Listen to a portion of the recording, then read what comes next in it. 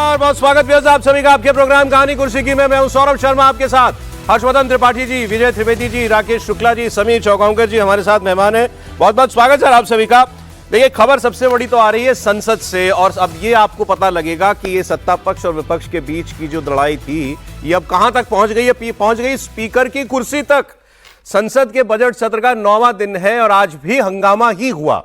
इस बीच अब विपक्ष ने स्पीकर के खिलाफ मोर्चा खोल दिया है। सूत्रों के मुताबिक कांग्रेस पार्टी स्पीकर ओम बिरला के खिलाफ अविश्वास प्रस्ताव लाने की तैयारी में है। जी हां, बताया जा रहा है कि विपक्ष 8 सांसदों के निलंबन की वापसी की मांग कर रही है। साथ ही नेता प्रतिपक्ष राहुल गांधी को नहीं बोलने दिया गया, इसको भी मुद्दा बनाया है कि राहुल गांधी को क्यों नहीं बोलने दिया जा रहा। तस्वीरें आप देख लीजिए, जेब में हाथ डाले घूम रहे हैं राहुल गांधी, विरोध प्रदर्शन में शामिल हुए हैं। जो 8 सांसद सस्पेंड हुए हैं, फौरी तौर पर तो मामला वो है, लेकिन पीछे की बड़ी वजह तो यही है ना कि राहुल गांधी नहीं बोल पाए। लीडर ऑफ ऑपोजिशन को स्पीकर ने बोलने नहीं दिया। और आपको मालूम है कि राहुल गांधी ने स्पीकर को चिट्ठी भी लिखी थी और कहा था कि मैं अपना एतराज दर्ज करा रहा हूं आपसे कि आपने सरकार के दबाव में आकर मुझे नहीं बोलने दिया। अंदर की आप तस्वीरें देख लीजिए, आज भी हुल्ला हंगामा यही दिखाई देता रहा पार्लियामेंट के अंदर। तो यह है अभी तक की स्थिति, और अब तैयारी यह बताई जा रही है कि अविश्वास प्रस्ताव ओम बिरला के खिलाफ लाया जाएगा। क्या किया ओम बिरला ने? ओम बिरला ने यह किया कि जब राहुल गांधी खड़े हुए पिछले हफ्ते बोलने के लिए, तो वो उस किताब से कोट करने लगे, आर्मी चीफ की किताब से, जो अभी तक छपी नहीं थी। प्रोटेस्ट हुआ, रक्षा मंत्री ने कहा यह किताब प्रकाशित नहीं है, आप ऐसे सोर्स से कोट नहीं कर सकते। स्पीकर ने नियमावली बता दी, कहा हाँ ये नियम कहता है, आप नहीं बोल सकते हैं। ये 3 दिन लगातार राहुल गांधी ने प्रयास किया ऐसे ही वही चीज बोलने का, जिद पर आकर के नहीं बोलने दिया गया। ऐसा नहीं था कि उनको बोलने का और मौका नहीं दिया जा रहा था, उनसे कहा जा रहा था कि आप आगे बढ़िए, आप राष्ट्रपति के भाषण पर बोलने के लिए खड़े हुए हैं, उस पर बोलिए। लेकिन राहुल गांधी जिद पर थे कि मैं बोलूंगा तो यहीं से शुरू करूंगा, इसलिए वो नहीं बोल पाए। तो फिर उसके बाद इतना हंगामा बढ़ गया, आपने देखा कि प्रधानमंत्री की कुर्सी का घेराव भी किया गया कांग्रेस पार्टी के सांसदों के द्वारा।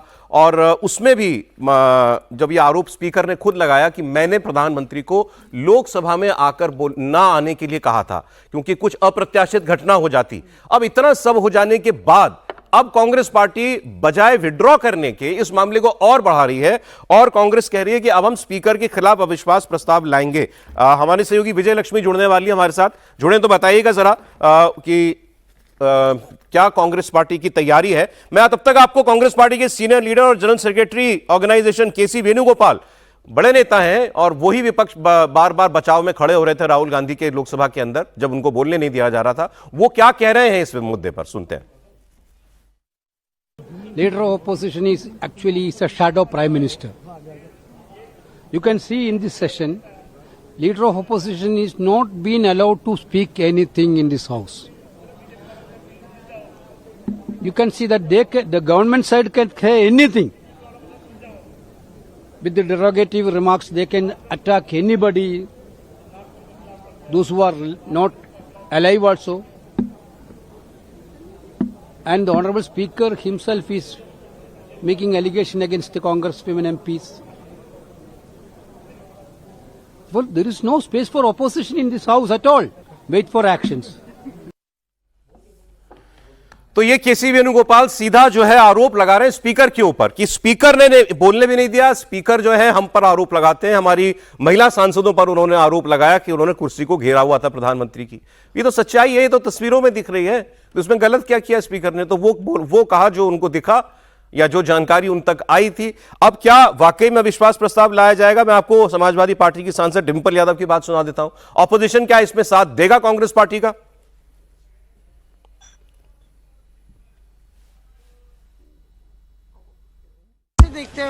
आई थिंक हम लगातार ये देखने को मिला है इस तरह से जब से भारतीय जनता पार्टी आई है, हल्का फुल्का स्पीकर्स लोग अलाइन करते हैं सत्ता पक्ष के साथ, लेकिन देखा गया है कि बार बार माइक ऑफ कर देना और जो सत्ता में लोग बैठे उनकी जो भाषा का प्रयोग करें, तभी कभी माइक ऑफ नहीं होता है, कभी एक्सपेंज नहीं होती उनकी बातें।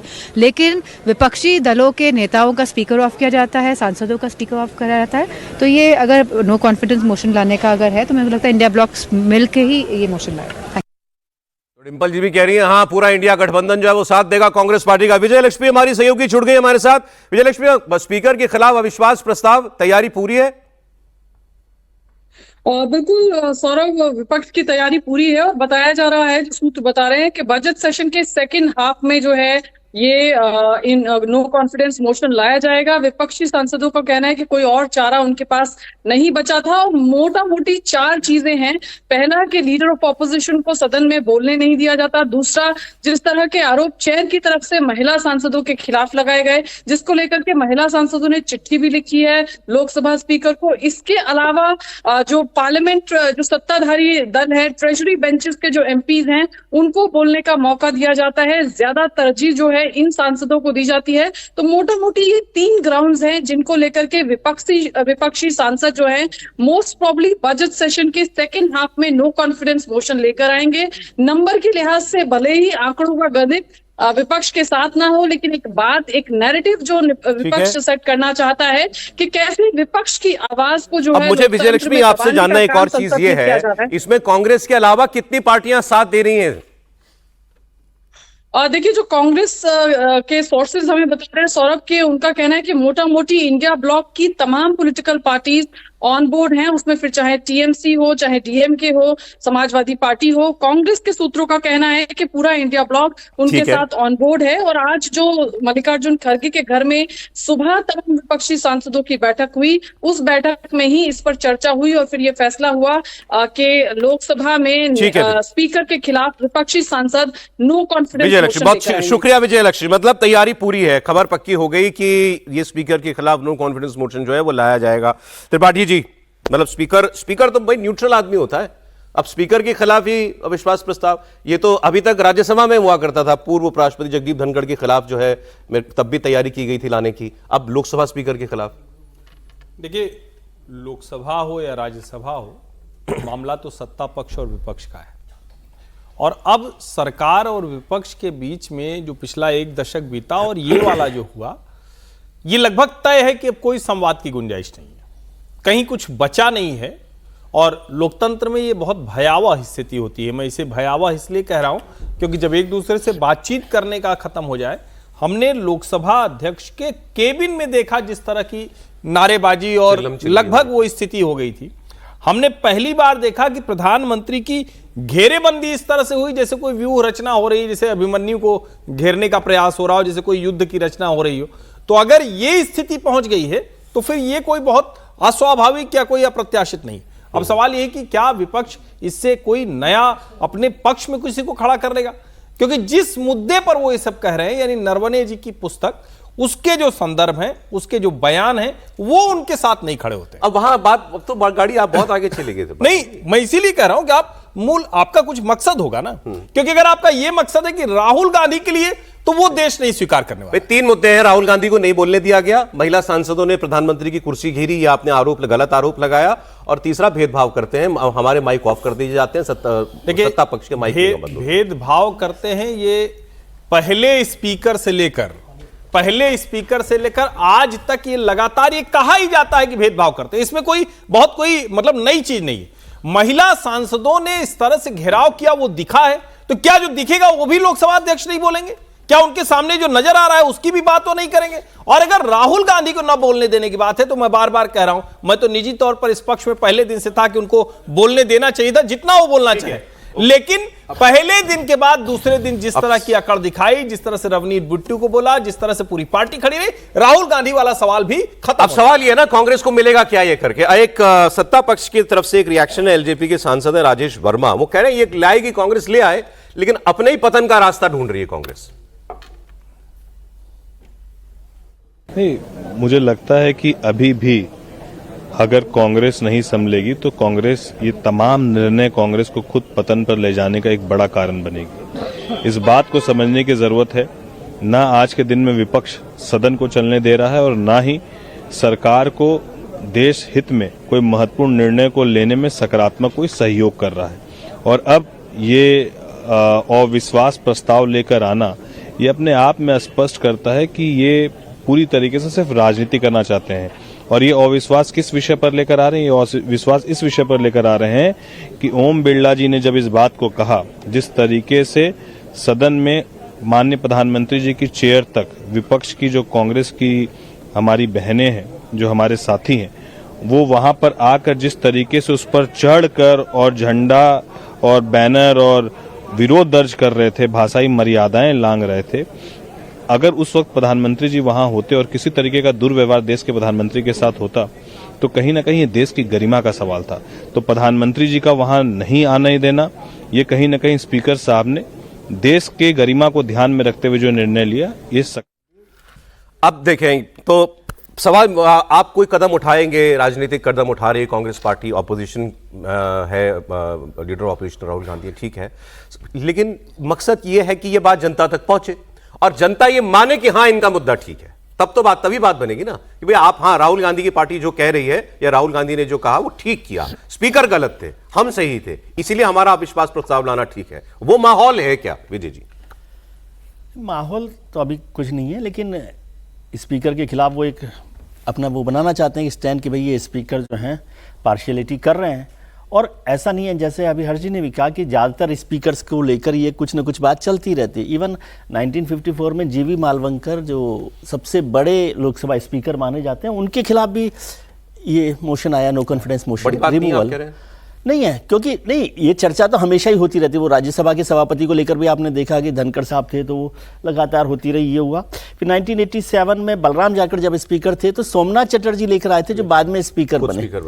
तो ये कोई ऐसा नहीं है, और कोई भी स्पीकर हटा नहीं, क्योंकि उसका दूसरा प्रोसेस है। ये इम्पीचमेंट नहीं होता स्पीकर का, नो कॉन्फिडेंस मोशन या रिमूवल ऑफ स्पीकर का मोशन है आर्टिकल 94 में, वो अलग होता है। हाँ, अविश्वास प्रस्ताव वो सेम नहीं, वो नहीं है, सेम नहीं है। अच्छा। वो 74 में आर्टिकल 74, ये 94 है, जिसमें आपको मेजॉरिटी ऑफ द हाउस की वो चाहिए परमिशन रिमूवल के लिए। और मेजॉरिटी ऑफ द हाउस का मतलब majority of the house not in present sense, overall strength की। नहीं, अब अविश्वास प्रस्ताव में अगर बहुमत मान ले है वो तो हो जाएगा, वो हो जाएगा। कह रहा हूं टेबल करने में कोई नहीं है, मान ले पास करा लेते अविश्वास प्रस्ताव, तो स्पीकर को नहीं हटना पड़ता?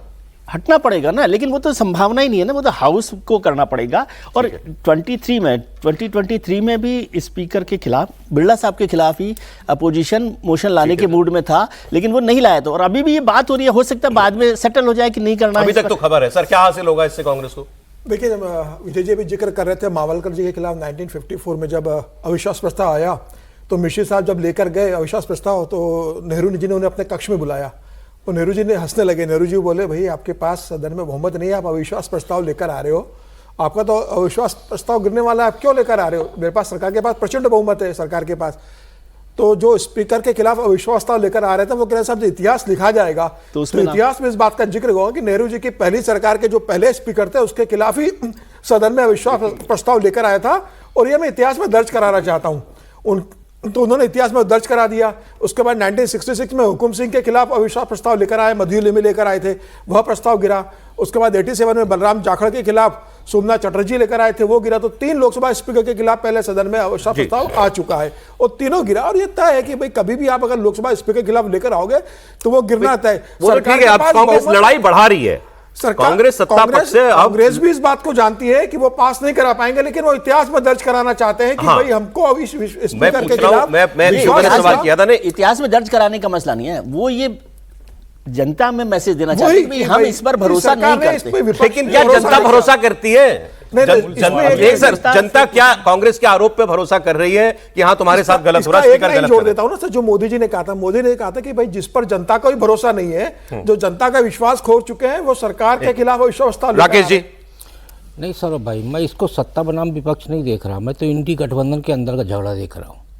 तो सारी पार्टियां कह रही है हम आएंगे। नहीं सुनिए तो, कांग्रेस को टीएमसी के पीछे चलना पड़ा महाभियोग को लेके। एसआईआर को ममता बनर्जी ने छीन लिया और जिस ज्ञानेश कुमार के खिलाफ राहुल गांधी जी ने मोर्चा खोला, उसके खिलाफ महाभियोग लाने का प्रस्ताव रखा ममता बनर्जी ने, और ममता बनर्जी के पीछे आने के लिए मजबूर होना पड़ा कांग्रेस को। अब कांग्रेस के सामने समस्या ये है कि क्या राहुल गांधी का नेतृत्व तो ममता बनर्जी को स्वीकार करेगा? उसके लिए अब नया इशू बन गया है आपके स्पीकर का। स्पीकर को लेके अब ये जो अविश्वास प्रस्ताव ला रहे हैं उसमें ये मैसेज दिया जा रहा है कि इंडी गठबंधन राहुल गांधी के पीछे है। तो देखिए, सारा मैसेज का खेल है। जिस तरीके से उनके हाथ से इशू गया, अब वो एक नया इशू लाके राहुल को फिर से रीलॉन्च कर रहे हैं इंडी गठबंधन के नेता के रूप में। इसलिए ये बिल्कुल सही है, अविश्वास प्रस्ताव नहीं पारित ठीक है होगा। और आपके बिरला जी भी कहीं हटने वाले नहीं है, लेकिन जो आप कह रहे हैं मैसेज इससे है इंडिया गठबंधन के अंदर का फ्रिक्शन वो ये और उजागर होगा। उजागर होगा। और उससे नहीं, उजागर होने के साथ साथ जो लीडरशिप की लड़ाई है जो ममता जी ने छीन लिया है, उस लीडरशिप की लड़ाई में राहुल गांधी को आगे करने का एक प्रयास है। चलिए सर, देखते हैं। अभी तो खैर इस पर कांग्रेस की तरफ से औपचारिक बयान ये नहीं आया है कि हम अविश्वास प्रस्ताव ला रहे हैं, लेकिन इतना कहा गया, अभी आपने केसी वेणुगोपाल को सुना कि स्पीकर जो है वो पार्शियलिटी कर रहे हैं, हमारी नहीं सत्ता पक्ष की सुन रहे हैं। तो ये आरोप तो लगा दिया, अब देखिए कि क्या वाकई चिट्ठी उट्ठी साइन करा करके आज या कल में लाया जाता है। आगे बढ़ते हुए अगली खबर मैं आपको बताता हूं। मोहन भागवत जी ने 2 दिनों की व्याख्यानमाला जो है वो मुंबई में दी थी, परसों और कल। उसमें सलमान खान, बड़े बड़े फिल्मी दुनिया के लोग, उद्योग जगत के लोग, सभी लोगों को बुलाया गया था। और उसमें कल जो बातें उन्होंने कही उसमें 2 विषय खास थे, तो उनकी भी बात हम करते हैं। एक सवाल उनसे हुआ कि सब ब्राह्मणी क्यों बनते हैं या उच्च जाति के ही लोग सरसंघ चालक क्यों बनते हैं। तो उन्होंने जवाब दिया उसका कि भाई ये कोई यहाँ इसके लिए पद के लिए कोई चुनाव नहीं होता, एक सरसंघ चालक ही दूसरा नियुक्त करके जाता है, ये पद्धति है। और क्यों ऊंची जाति के बनते आए ज्यादातर अभी तक, इसका उत्तर उन्होंने दिया, वो आप सुनेंगे। उससे पहले उन्होंने एक ऐसी बात कह दी जो अब सरकार, बीजेपी या पूरा राइट विंग जो समाज है, दक्षिणपंथी समाज विचारधारा का, उसके अंदर ही अब एक बहस शुरू होगी कि वीर सावरकर को भारत रत्न क्यों नहीं दिया अभी तक मोदी गवर्नमेंट ने। 12 साल हो गए, अभी तो इस साल भी अभी पद्म पुरस्कार अनाउंस हुए ना, तो वीर सावरकर क्यों नहीं। पीवी नरसिम्हा राव, LK आडवाणी, इनके अलावा प्रणब मुखर्जी, कर्पूरी ठाकुर, चौधरी चरण सिंह, नरसिम्हा राव, सबको मिल गया। 10 लोगों को भूपेन हजारिका। मोदी सरकार ने 10 लोगों वीर सावरकर को भारत रत्न क्यों नहीं दिया जाए, इसका जवाब उन्होंने जो दिया वो आप सुनिए। वो कह रहे हैं मैं उस समिति में नहीं हूं। पहली बात तो उन्होंने ये कहा, मैं उस समिति में नहीं हूं, मतलब मैं होता तो हो गया होता, दे दिया गया होता। और फिर कह रहे हैं कि वीर सावरकर को भारत रत्न देना ये उस पुरस्कार की गरिमा को और बढ़ाएगा अगर आप वीर सावरकर को दे देंगे तो। सुनिए। सावरकर को भारत रत्न मिला नहीं मिला, तो भारत रत्न मिला तो उस सम्मान का गौरव बढ़ेगा।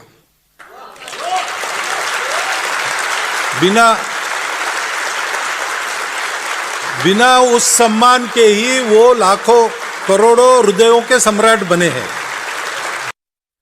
अच्छा, अब ये सोचिए आप कितनी अनोखी बात है। इसी एक और सवाल हुआ था सरकार और संघ का, तो उन्होंने कहा हम सरकार नहीं चलाते, हमारे पास बहुत काम है, हम सरकार वाला काम कर ही नहीं सकते। हाँ, स्वयंसेवक सरकार में बैठा है, स्वयंसेवक सरकार में बैठा है, स्वयंसेवक सरकार का प्रधानमंत्री है, और सरसंघ चालक कहते हैं कि मिलना चाहिए भारत रत्न वीर सावरकर को और नहीं मिला। तो क्या मतलब है? क्या वीर सावरकर को भारत रत्न देकर के कोई कंट्रोवर्सी हो जाएगी? कोई ऐसी देश में माहौल पैदा हो जाएगा जिसका जवाब देना मुश्किल हो जाएगा सरकार के लिए? क्यों नहीं वीर सावरकर को? मैं शुरुआत किससे करूं यहां पर, मैं यही सोच रहा हूं, क्योंकि सारे जो हैं संघ के अच्छे ज्ञानी लोग। राकेश जी आप बोलेंगे पहले? नहीं, पहले समीर जी बोलेंगे। पहले समीर जी बोलेंगे। बोलिए समीर जी। अब समीर जी की तो मांग रही है वीर सावरकर को भारत रत्न मिले। नहीं, मिलना भी चाहिए था। जब महाराष्ट्र के देवेंद्र फडणवीस की सरकार 4 बार प्रस्ताव पारित करके भेज देती है केंद्र सरकार को, मोदी जी को, कि सावरकर को देना चाहिए। चुनाव के पहले देवेंद्र फडणवीस कहते हैं, चुनाव के पहले भारतीय जनता पार्टी का महाराष्ट्र का संगठन कहता है कि 2014 में सत्ता में आएंगे तो उसके बाद हम जरूर सावरकर को भारत रत्न दिलवाने के लिए दबाव डालेंगे। कांग्रेस की सरकार कभी सावरकर को भारत रत्न देगी नहीं। आज 16 साल हो चुके हैं। अगर आप टोटल देखें, अटल बिहारी जी के 5 साल पकड़ लीजिए, प्रधानमंत्री मोदी के 11 साल पकड़ लीजिए, 16 साल में सावरकर को भारत रत्न क्यों नहीं देगा, इसका जवाब केंद्र सरकार के पास नहीं है। आप प्रणब मुखर्जी को दे देते हैं, आप नरसिम्हा राव को दे देते हैं, आप भूपेन हजारिका को, चरण सिंह को, तमाम लोगों को आप देते हैं। और 2024 में तो प्रधानमंत्री मोदी ने 5 लोगों को भारत रत्न दिया एक साथ। क्यों नहीं देते सावरकर? लेकिन सावरकर समस्या मुझे लगती है या तो यह है कि सावरकर को अगर आप भारत रत्न दे देंगे और हेगड़ेवार जी को नहीं देंगे, संघ के संस्थापक को, तो यह माना जाएगा कि भाई सावरकर का हिंदुत्व जो है वो संघ के संस्थापक केशव भले दोनों को तो दे सकते हो, तो बड़ा हिंदुत्व है।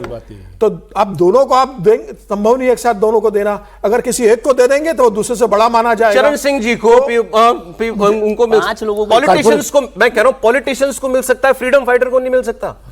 तो अमित शाह जी भी कह चुके थे कि भाई देंगे हम, लेकिन 15 साल अगर हो जाते हैं टोटल मिलाकर, 11 साल से लगातार नहीं दे पा रहे, तो मुझे लग रहा है कि विचारणीय प्रश्न है कि क्यों। कोई वजह है इसके पीछे। कांग्रेस पार्टी के सांसद इमरान मसूद, उन्होंने देखिए क्या कहा सरसंघ चालक के इस बयान पर कि वीर सावरकर को मिले भारत रत्न। खूबी के लिए, कौन सी खूबी के लिए? भारत को और पाकिस्तान का बंटवारा कराने के लिए कि उन्होंने पहले देश के अंदर द्विराष्ट्र की जो परिभाषा दी थी वो पहले सावरकर साहब ने दी थी। हिंदुस्तान पाकिस्तान का बंटवारा कराने की जो नींव रखी थी वो उन्होंने रखी थी। जो कह रहे हैं कि भाई ये तो भारत के बंटवारे का पहला विचार जो है वो वीर सावरकर ने दिया था, इसलिए उनको दिया जाए भारत रत्न, और क्यों नहीं देती भाजपा? नहीं तो बोलिए बत सर त्रिपाठी जी। देखिए, भाजपा तो क्यों नहीं देती उसका सबसे बड़ा द्वंद्व दिखता है कि कई बार उनको लगता है कि सावरकर इतने बड़े व्यक्ति थे और अब इतने लोगों को भारत रत्न मिल चुका है तो क्या अब देना उचित रहेगा। दरअसल संघ भाजपा के भीतर यही द्वंद्व है और कोई द्वंद्व नहीं कि लेट हो गए उनको किसी कंट्रोवर्सी से कोई बहुत नहीं है, और ये भी कोई उसमें नहीं है कि सावरकर को दे देंगे, किसको नहीं देंगे या किसको दे दिया उनके बाद। मूल ये है कि क्या अब देना ये ठीक रहेगा। लेकिन मेरा ये मानना है कि जब कोई देश समाज अपने उन नायकों को सम्मान के तौर पर देता है तो ऐसा नहीं कि कोई कालखंड तय है कि अच्छा इस सन में मिला कि नहीं, 60 के दशक में मिला कि नहीं। वीर सावरकर को, स्वातंत्र वीर विनायक दामोदर सावरकर को भारत रत्न होना ही चाहिए, इसमें कोई बट नहीं है। और डॉक्टर केशवराव बलिराम हेडगेवार को भी भारत रत्न होना चाहिए, जिस व्यक्ति ने दुनिया का एक ऐसा संगठन बना दिया जो भारत के मूल को पहचानने में हिंदू एकत्रित दोनों को मिले, दोनों को भारत रत्न देना चाहिए। नरेंद्र मोदी सरकार की जिम्मेदारी है। आज बोले हैं सरसंघ चालक वीर सावरकर को मिले, अगर अच्छा जो उन्होंने कहा कि ये लगता है कि लेट हो गए, अब तो बात बहुत पुरानी हो गई, तो फिर वो उन्होंने ऐसा तो नहीं कहा। उन्होंने कहा भारत रत्न का मान बढ़ेगा सावरकर को मिलने से। वाजपेयी जी, मतलब बीजेपी के नेताओं में वाजपेयी जी की कहां शुमार होते हैं वो किसी को बताने की जरूरत नहीं है। वाजपेयी जी क्या कहते थे जरा सावरकर के बारे में ये सुन लीजिए आप एक बार। सावरकर माने तेज, सावरकर माने त्याग, सावरकर माने तप, सावरकर माने तत्व, सावरकर माने तर्क, सावरकर माने तारुण्य, सावरकर माने तीर, सावरकर माने तलवार, सावरकर माने तिलमिलाहट, सागरा प्राण तड़मड़ला, तलमड़ाती हुई आत्मा,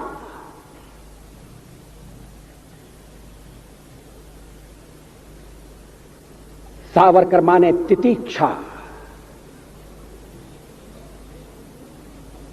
सावरकर माने तीखापन। अब ये भाषण अभी प्रोग्राम में हमने निकलवाया, मेरी मदद की विजय जी ने, ये बयान, ये वाला भाषण सावरकर, क्यों पता लगे कि बीजेपी के भी टॉप मोस्ट लीडर क्या सोचते थे सावरकर के बारे में, संघ क्या सोच रहा है आज उन्होंने बता दिया। फिर क्या वजह है कि भारतीय जनता पार्टी की सरकार 12 साल से सावरकर को भारत रत्न नहीं दे रही है? सर क्या है वजह? देखिए, वाजपेयी जी का तो ये भाषण बहुत चर्चित अमर भाषण है सावरकर को लेकर। और इंदिरा गांधी जब प्रधानमंत्री रही तो उन्होंने सावरकर पर स्टैंप जारी किया, पोस्टल स्टैंप। मसूद साहब को शायद जानकारी, वसंत साठे आईएनबी मिनिस्टर थे, और वाजपेयी जी जब प्राइम मिनिस्टर थे और सोमनाथ चटर्जी उस समय तक स्पीकर बन रहे थे, तो वहाँ पर संसद के सेंट्रल हॉल में तस्वीर लगी सावरकर की। ये फैक्ट्स के तौर पर मैं बता रहा हूँ आपको, ठीक है। मोदी सरकार ने 10 लोगों को भारत रत्न दिया है पिछले 11 साल में, 11 साल में 10 लोगों को, और उसके बाद भी अगर सावरकर को नहीं मिल रहा तो इसका मतलब कोई तो द्वंद्व होगा। ये लॉजिक तो नहीं हजम होता कि और जिनको दिया है वो कौन से नए लोग हैं, कर्पूरी ठाकुर हो या चरण सिंह हो, उनकी डेथ हुए भी जमाना बीत गया। सावरकर तो अभी तक लोग ये कहते थे आरएसएस और सावरकर की विचारधारा नहीं मिलती, आरएसएस और सावरकर की विचारधारा नहीं मिलती, लेकिन तो आज तो सरसंघ चालक ने मांग। हाँ, लेकिन मैं सरसंघ चालक पे पूछना चाहता हूँ आपसे कि क्या किसी संघ कार्यालय में सावरकर की तस्वीर है? क्या संघ सरसंघ चालक को यह बताना चाहिए कि जो सावरकर का हिंदुत्व है क्या संघ उसे मानता है? अलग अलग हैं दोनों के, दोनों बिल्कुल अलग अलग है जितना मैंने पढ़ा है, ठीक है। और हेडगेवार का हिंदुत्व और सावरकर का हिंदुत्व मेजर फर्क है।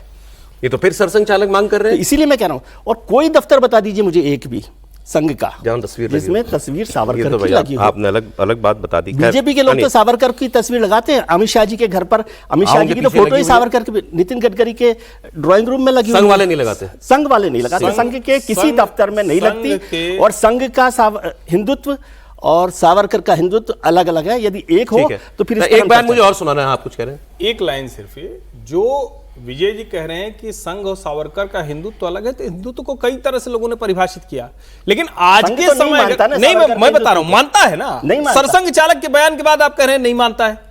सरसंघ चालक कह रहे हैं कि अगर सावरकर को भारत रत्न मिलेगा तो उसका सम्मान बढ़ेगा। अब या तो सरसंघ चालक को माने या हम अपनी आपकी और अपनी बात करें, लेकिन उसके आगे मैंने भी संघ के कार्यक्रमों में सावरकर के बड़े बड़े आयोजन, बड़े बड़े चित्र देखे हैं। अच्छा। उनके ऊपर उपलब्ध सारे ग्रंथ संघ कार्यालयों में उपलब्ध हैं। ये ठीक बात है कि कुछ विषयों में संघ और सावरकर के विचार, चलिए अब तो ये बहस चल पड़ी ना, संघ चालक करें तो हमें कोई मानना पड़ेगा। एक बात सर एक बयान और सुना लेते, फिर समय भी नहीं रहेगा ज्यादा। भाई उच्च जाति के ब्राह्मण ठाकुर यही क्यों हुए जो है अभी तक सरसंघ चालक, संघ प्रमुख? इसका जवाब भी दिया उन्होंने, सुन लेते हैं। सरसंघ चालक कौन बने? तो कोई ब्राह्मण संघ का सरसंघ चालक नहीं बन सकता, कोई क्षत्रिय वैश्य शूद्र नहीं बन सकता, जो हिंदू है वही बनेगा।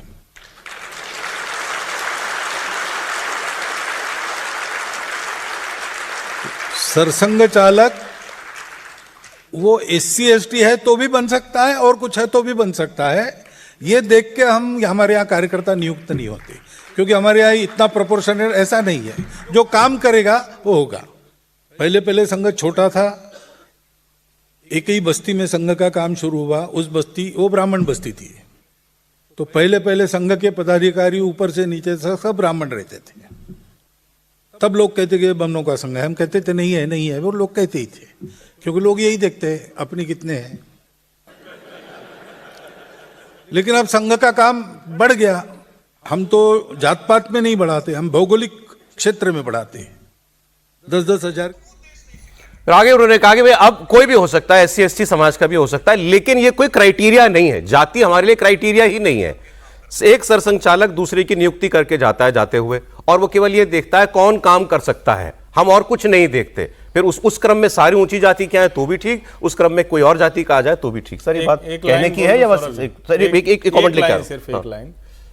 सरसंघ चालक जी कह रहे हैं वो संघ के लोगों को और भाजपा के लोगों को ध्यान में रहे कि नियुक्ति करते वक्त ये न सोचें, वो कह रहे हैं भौगोलिक दृष्टि से करते हैं, नियुक्ति में न सोचें फलाना जाति वाले को इस क्षेत्र में रख दे, फलाना जाति वाले को इस पद पर रख दे। ये भी सबके ध्यान में। ये जो उन्होंने थ्योरी बताई है प्रैक्टिकल भी यही है ना? है। इसलिए है कि आप अभी भी देखिए कई सहस्र कारवां हैं जिनके नाम के पीछे जाति नहीं लिखी है। कृष्ण गोपाल जी किस जाति के हैं, अरुण कुमार जी किस जाति के हैं, आलोक कुमार जी किस जाति के हैं। ये सच्चाई है। बहुत सारे लोग लिखते हैं अपने नाम के लास्ट में सरनेम, लेकिन संघ में बहुत सारे लोग नहीं लिखते हैं। एक परंपरा ये है।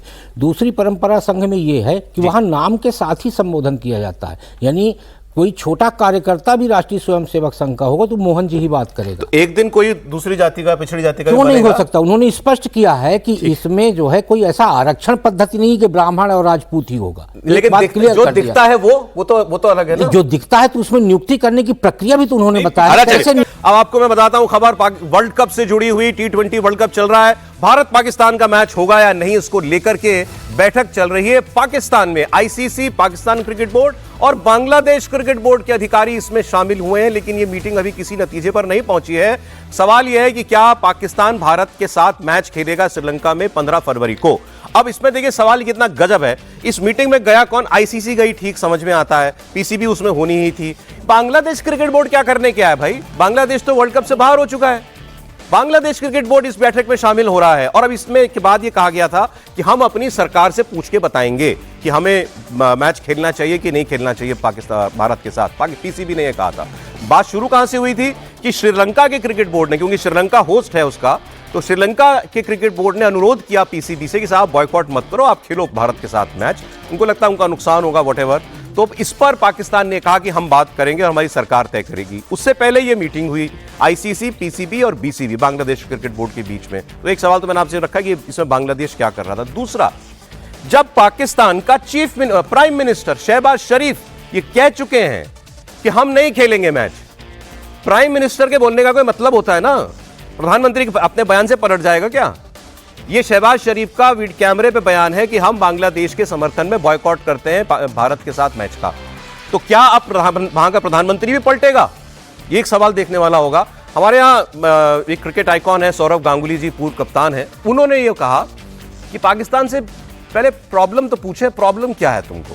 तुम तो वैसे भी श्रीलंका में खेल रहे हो, भारत में तो तुम्हारा मैच हो नहीं रहा, तो क्या फिर क्यों वर्ल्ड कप से बाहर होना चाहते हो? Backing out of a World Cup for what?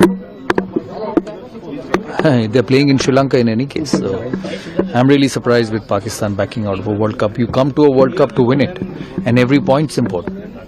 You can't lose points in a World Cup. So I'm a little surprised, but then that's the decision they've taken. कह रहे हैं आप वर्ल्ड कप जीतने के लिए आते हो, तो पॉइंट क्यों दोगे किसी और को मैच बॉयकॉट करके? लेकिन शायद उनको ये जानते हो, शायद ना बोला उन्होंने, पाकिस्तान जीतने के लिए तो आया नहीं है। उसको मालूम है कि टीम, मतलब ये तो वहां के लोग खुल के क्रिकेट एक्सपर्ट्स कह रहे हैं कि बॉयकॉट कर दो, अच्छा है यार, तुम भारत से एक बार और हारोगे तो नहीं, एक और शर्मिंदगी से बच जाएंगे ना। हॉलो मैच में कुछ भी हो सकता है भाई, इंडिया भी हार सकता है, खेल है, कुछ भी हो सकता है। लेकिन इंपॉर्टेंट बात यह है कि ये मीटिंग हो गई आईसीसी और पीसीबी की, बांग्लादेश क्रिकेट बोर्ड तीनों की, और अब पाकिस्तान की सरकार क्या तय करेगी इस पर? त्रिपाठी जी, सरकार को, प्रधानमंत्री जी को एक साथ जोड़ रहे हैं, वहां का सिस्टम। मुनीर साहब चल, मुनीर साहब का बयान है क्या? नहीं तो मतलब प्राइम मिनिस्टर के बयान की कोई कीमत मुनीर साहब का बयान नहीं है ना, मुनीर साहब वहां पर तो पलट सकते हैं आप कह रहे हैं। हाँ जी, त्रिपाठी नहीं देखिए, मतलब मुझे लगता है कि जो आप कह रहे हैं ना, वो बहुत दिन से आपकी मासूमियत किसी ने जाहिर नहीं की है, तो आप मासूम बन रहे हैं। पाकिस्तान हारेगा ये तय है, भारत हार सकता है ये भी एक आशंका का एक छोटा सा एक पहलू है, यानी 99-1 वाला है, या थोड़ा बहुत इधर उधर कर लीजिए। जो चीज तय है उसी से डर लगता है, आशंका में तो आदमी फिर भी थोड़ा सा दाएं बाएं जा सकता है। तो उनको यह लगता है कि अगर इस बार गए और हार गए तो हमारा क्या हाल होगा। वैसे भी पाकिस्तानी और कुछ तो कर नहीं पा रहे हैं, मुनीर को पीट नहीं पा रहे हैं, शहबाज शरीफ को पीट नहीं पा रहे हैं, तो मिलता है क्रिकेट, और क्रिकेटर वो नहीं मिलता है, तो मिलती है अपनी। लेकिन ये सारी भूमिका इसलिए बनाई जा रही है, लोग एक्सपर्ट्स का मानना यह है कि किसी तरह कमबैक कर लें, किसी तरह अब हाँ करवा लें। हाँ, वो है असली बात ना। नहीं, वो अलग बात है, लेकिन मूल बात यही कि उनको पिटने से डर लगता है। और खेलना क्यों चाहते हैं? आईसीसी ने बड़े साफ साफ शब्दों में इनको बता दिया है कि तुम्हारी दुर्गत हो जाएगी। पाकिस्तान ने क्या किया है कि हाथ भी फैलाया है और कटोरा भी फैलाया है। जो बैठक हुई है ना अभी, उस बैठक में पाकिस्तान की तरफ से कटोरा भी आगे बढ़ाया गया और हाथ भी आगे बढ़ाया गया है। पाकिस्तान ने कहा कि भाई आईसीसी जो है, जो फंड देती है पीसीसी को, उसमें भाई थोड़ा बढ़ोतरी कर दीजिए, बहुत दिक्कतें आ रही हैं। वो स्वीकार नहीं हुआ। दूसरा, 2025 में जो अंडर 19 और एशिया कप हुआ था, उसमें भारत के खिलाड़ियों ने हाथ नहीं मिलाया था पाकिस्तान के खिलाड़ियों से। तो उन्होंने कहा कि इसको अनिवार्य कर दीजिए कि भारत के खिलाड़ी पाकिस्तान के खिलाड़ियों से हाथ मिलाएंगे। इन दोनों इशू पे आईसीसी ने कहा कि भाई ये दोनों इशू हम सॉल्व नहीं कर सकते, आपको खेलना है तो खेलिए, नहीं खेलना है तो नहीं खेलिए। अरे हम तो कह रहे हैं सर, सीमा मिला दें। देखिए क्या पाकिस्तान पलटेगा। वैसे लग रहा है कि पाकिस्तान पलटेगा। ये सारी भूमिका इसलिए है कि चलो आप इतने लोग कह रहे हैं तो हम आके खेलते हैं। नहीं, श्रीलंका ने भी तो मना कर दिया। श्रीलंका ने कहा खेलना है तो खेलिए, नहीं खेलना तो नहीं खेलिए, जिसका आगे बढ़ते सर, देखते हैं इस पर अभी खबर आ जाएगी तो आप और बात करेंगे। अमित शाह जी का एक बयान मैं आपको सुनाना चाह रहा था। अमित शाह जी जो है वो बात कर रहे थे नक्सलवाद पर। नक्सलवाद को लेकर वो छत्तीसगढ़ में अधिकारियों के और सरकार के लोगों के साथ मीटिंग कर रहे थे। वहां उन्होंने एक दो बातें कही, वो उस पर एक्चुअली समझने वाली बात है और बात करने वाली बात है। उन्होंने कहा देखिए, देश में जो है अब नक्सलवाद अंतिम सांसें ले रहा है, इक्का दुक्का जगह पर रह गया है। अभी कल ही परसों में 25 लाख का एक बड़ा इनामी कमांडर जो है वो मारा गया है, ये नक्सली जो है। लेकिन उन्होंने बात क्या की? उन्होंने कहा, सर प्लीज, उन्होंने कहा कि जो लोग कहते हैं कि ये नक्सलवाद जो है ये विकास ना होने की वजह से आया, कुछ लोग कहते हैं ये कानून व्यवस्था खराब है इसलिए आता है। उन्होंने कहा ये दोनों बातें झूठी हैं। बस्तर में बात कर रहे थे क्योंकि बस्तर की वो, उन्होंने कहा जब बस्तर में शुरू हुआ नक्सलवाद, देश के 100 जिले ऐसे थे जिनसे आगे था बस्तर, मतलब 100 जिले और बैकवर्ड थे, गरीब थे, वहां क्यों नहीं शुरू हो गया? फिर उन्होंने कहा लॉ एंड ऑर्डर जो लोग कहते हैं खराब हो तो ऐसे वहां पर माओवाद आता है। तो उन्होंने कहा कि उस दौर में यूपी और बिहार बहुत बुरी अवस्था में था लॉ एंड ऑर्डर को लेकर के, यहां तो बहुत अच्छे हालात थे, फिर वहां क्यों नहीं नक्सलवाद आ गया? फिर उन्होंने असली बात पूछ ली। उन्होंने कहा इसका नाम माओ के ऊपर क्यों है? किसी कोई ये तो बात करे। ये विचारधारा लेफ्ट की विचारधारा, ये है ही हिंसक, ये है ही बंदूक की भाषा, लेफ्ट की भाषा। और उन्होंने कहा इसीलिए लेफ्ट को पूरी तरह भारत से उखाड़ फेंकना होगा, तभी आप इस भविष्य में इस किस्म की विचारधाराओं को पनपने से रोक पाएंगे। लेफ्ट को खत्म कर दीजिए। बात ध्यान से सुनना, अगर माओवादी समस्या का मूल कारण विकास है, तो माओवादी समस्या जब पनपी तब बक्सर से ज्यादा अविकसित 100 जिले देश में थे, 100 जिले। क्यों भाई वहां माओवादी समस्या नहीं पनपी? कुछ लोग इसको कानून और व्यवस्था का सवाल कहते हैं, इससे भी मैं सहमत नहीं हूं। माओवादी समस्या के उद्भव के पहले बस्तर के कानून और व्यवस्था के आंकड़े और बिहार, उत्तर प्रदेश के कई जिलों के कानून व्यवस्था के आंकड़ों में सबसे बस्तर बहुत अच्छा हुआ करता था।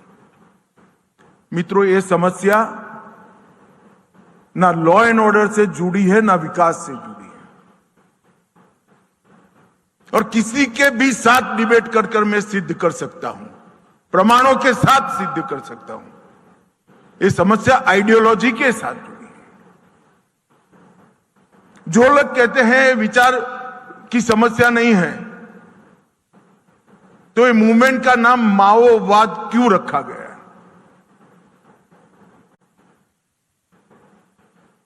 क्योंकि ये विचारधारा के अंदर ही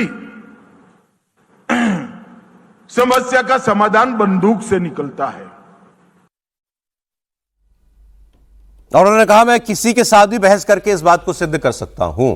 तो इसको विचारधारा के लेवल पर टैकल करने की जरूरत है। ये कम्युनिस्ट विचारधारा, माओवादी विचारधारा, माओवादी और कम्युनिस्ट एक ही हुए ना सर? मैं गलती तो नहीं कर रहा ना? नहीं, सही है। मैं माओवादी और इसको पर्यायवाची मानूं ना, लेफ्ट को? बिल्कुल। तो फिर मानना चाहिए ना। तो वो कह रहे हैं लेफ्ट, ये तो लेफ्ट की आइडियोलॉजी है, बंदूक से निकलती है। ऐसा नहीं है, नहीं है, ऐसा नहीं है। देखिए, एक तो अमित शाह जी ने नक्सल पर जो काम किया ना, वो पिछले 50-60 साल में नहीं हुआ, इसको मानना चाहिए। उन्होंने इसको लेकर एक समझिए कि टारगेट ओरिएंटेड प्लान किया और कहा कि मार्च 2026 में हम खत्म करेंगे, लेकिन वो नहीं होगा। तो भी बहुत बड़े हद तक खत्म हो गया। एक हद तक ये बात ठीक है कि वो माओवाद के, नक्सलिज्म और माओवाद एक साथ चलते हैं, है ना। लेकिन माओवाद नक्सलिज्म नहीं है ना। लेफ्ट का जो रेडिकल पार्ट था वो नक्सलिज्म में आया, इसलिए माओवाद ये अलग है। मैं कोई सपोर्ट नहीं कर रहा, लेकिन कम्युनिस्ट में सीपीएम और सीपीआई के अलावा जो लोग हैं, सीपीआई-एमएल वाले जो लोग हैं या माओवादी जो लोग हैं, जो रेडिकल एलिमेंट था, और वो रेडिकल एलिमेंट को सर किताब एक है दोनों की या नहीं? नहीं है, किताब अलग है। किताब मतलब जो लोग उसको नहीं, भाई ये तो फिर वही गोडसे वाली बात हो गई, गोडसे अलग हो गए ना। लेफ्ट में वो रेडिकल एलिमेंट नहीं बर्दाश्त था, इसलिए उन्होंने अलग पार्टी बना ली, तो वो आज अलग पार्टी के तौर पर काम कर रहे हैं। तो देश में जो बाकी लेफ्ट जो सीपीएम सीपीआई के तौर पर उनको नहीं जोड़ सकते, उनको इसके साथ नहीं जोड़ सकते। उन्होंने कहा कि आप अपना अलग चलाइए, लेकिन उसी विचारधारा से निकला माओवाद, उसी विचारधारा से निकला। इसलिए विचारधारा और संगठनात्मक ढांचा दोनों चीजें, आप सिर्फ विचारधारा पे मत जाइए, संगठनात्मक ढांचा भी कम्युनिस्टों जैसा ही है इनका। जैसा होना अलग, मैं होम मिनिस्ट्री कवर करता था, छापा पड़ा था बस्तर में, बस्तर के छापा में जो डॉक्यूमेंट्स जब्त किए गए थे उसमें बाकायदे सेंट्रल कमेटी की रसीद मिली थी, जिसमें स्कूल का मास्टर कितना देगा, ठेकेदार कितना देगा, पत्ता तेंदुपत्ता तोड़ने वाला ठेकेदार कितना देगा, ये पूरी वसूली होती है। लेफ्ट और माओवाद आप एक साथ ना जोड़ें, वो ये अतिवादी है। विचारधारा यदि वो है तो उसको दोनों को अलग कैसे कर सकते हैं? यदि एक ही माँ के जन्म लिया है तो आप एक ही माँ से जन्म ली हो, दो बेटों को अलग कैसे कर सकते हैं? वो कह रहे हैं मूल पे जाओ, मूल है कम्युनिस्ट आइडियोलॉजी। मूल तो माँ हुई ना, तो माँ से ही दोनों का जन्म हुआ है ना। भाई जब नक्सलवाड़ी से नक्सलवाद शुरू हुआ ना, नक्सलवाड़ी जो आंदोलन था, और उसके शुरू करने वाले कौन थे? कानू सान्याल थे, चारू मुजुमदार थे, ये सब नक्सलाइट, ये सब कम्युनिस्ट लीडर थे। तो चारू मुजुमदार और कानू सान्याल अगर नक्सलवाड़ी से नक्सलवाद को शुरू करते हैं, उसको सपोर्ट करते हैं, कम्युनिस्ट पार्टी का पूरा समर्थन रहता है, तो ये नक्सलवाद कम्युनिस्ट पार्टी का बढ़ाया हुआ है। मौत से के जो अच्युतानंदन केरल के पूर्व मुख्यमंत्री, उनको अभी कुछ दिन पहले वो मिला है पद्म विभूषण, अभी दिया आपने। वो सरकार बताएगी सरकार ने क्यों दिया है, मतलब अब इसके बारे में तो चर्चा करना व्यर्थ है। मैं जो कहना चाहता हूं सर ये कि जिस तरीके से देश के अंदर हेड जो है होम मिनिस्टर होते हैं सर, जिस तरीके से देश के अंदर मुझे लगता है कि कम्युनिस्टों की सरकार खत्म हो गई है, वैसे वैसे माओवाद भी खत्म हो रहा है। कम्युनिस्ट आइडियोलॉजी दुनिया भर में जहां भी गई है, सिर्फ केरल में सरकार बची है, त्रिपुरा में बीजेपी ने खत्म कर दी है, बंगाल में ममता बनर्जी ने खत्म कर दी थी। सीपीआई के दफ्तर में कभी जाएंगे, वहां आपको कार्ल मार्क्स भी मिलेगा, वहां आपको स्टालिन भी मिलेगा, हो सकता है कहीं माओ भी मिल जाए लिखा दीवार पे टंगा हुआ, ठीक है। और इन सारे देशों का इतिहास क्या है? स्टालिन भी मिलेगा। इतिहास क्या है? स्टालिन ने कितने लोग मारे? लोग कहते हैं 1 करोड़ लोग तो स्टालिन ने मारे। माओ ने कितने लोग मारे? लाखों लोग चाइना में माओ ने मारे। वो गृहमंत्री जो कह रहे हैं वो कह रहे हैं कि विचारधारा ही हिंसक है। मैं विचारधारा है, लेकिन मैंने कहा कि उसका जो रेडिकल एलिमेंट था वो अलग हो गया। एक छोटा कमेंट आपका, आप ही की बात पे। देखिए, ये जो कम्युनिस्ट आइडियोलॉजी है, ये दुनिया का सबसे बड़ा वसूली और खतरनाक आतंकी गिरोह है। केरल के जिले के चुनाव में किम जोंग उन उनका चित्र लगता है। और मैं ये जब कह रहा हूं तो जो लोग कहानी कुर्सी की देख रहे हैं वो चेक करें, वो आपको तस्वीर के साथ मिल जाएगा। किम जोंग उन उनके चुनाव में रहती है। दुनिया भर में जो एक्सचेंज प्रोग्राम है वो नक्सलवादी कह के हो, माओवादी कह के हो, अर्बन नक्सल कह के हो, प्रोफेसर कह के हो, कोई भी इंटेलेक्चुअल वाला कह के हो, लेकिन अंत में सबका बच्चा वो रशिया पढ़ने चला जाता था, सबका बच्चा चाइना चला जाता था, सबका बच्चा दुनिया के अलग अलग ऐसे देशों में चला जाता था। सबको वही चे गुवेरा और मोटरसाइकिल डायरी पढ़नी है। मैं आपको सिर्फ समझने के लिए बता रहा हूं जिससे समझ में आए। कैंपस में चूंकि ये ऐसे होते हैं, जब गिरोह होता है, गिरोह में बहुत ज्यादा दिन तक एक साथ नहीं होते, तो इनके संगठन टूटते चले जाते हैं। इसलिए अलग अलग आपको मिलेंगे। स्टूडेंट यूनियन में भी जाने कितने स्टूडेंट होंगे, लेकिन जो अमित शाह कह रहे हैं वैचारिक तौर पर कम्युनिस्ट आइडियोलॉजी ही है। और आपको ध्यान में हो, इस पूरे बस्तर की लड़ाई अर्बन नक्सलियों ने इसको और खतरनाक किया। जो इससे जुड़े हुए एनजीओ हैं उन्होंने और खतरनाक किया। और वो तो अलग अलग जगह कोई आप कह रहे हैं कैंपस, कॉलेज कैंपस से लेकर के पॉलिटिकल पार्टी सब जगह रिजेक्ट करना चाहिए देश को, कम्युनिज्म को। जो भी हिंसा की बात करता है, बंदूक उठाने की बात करता है, उसको रिजेक्ट करना ही चाहिए। अगली खबर भी बड़ी इंटरेस्टिंग है सर। पद्म भूषण देना रिजेक्ट करने का तरीका। लेकिन माओ जो ज्यादा बहस हो गई, आगे बढ़ते सर अगली खबर। माओ दीवार में नहीं, बिहार चुनाव और महाराष्ट्र के अभी जो लोकल बॉडी इलेक्शन हुए उसमें एआईएमआईएम को बड़ी जीत मिली।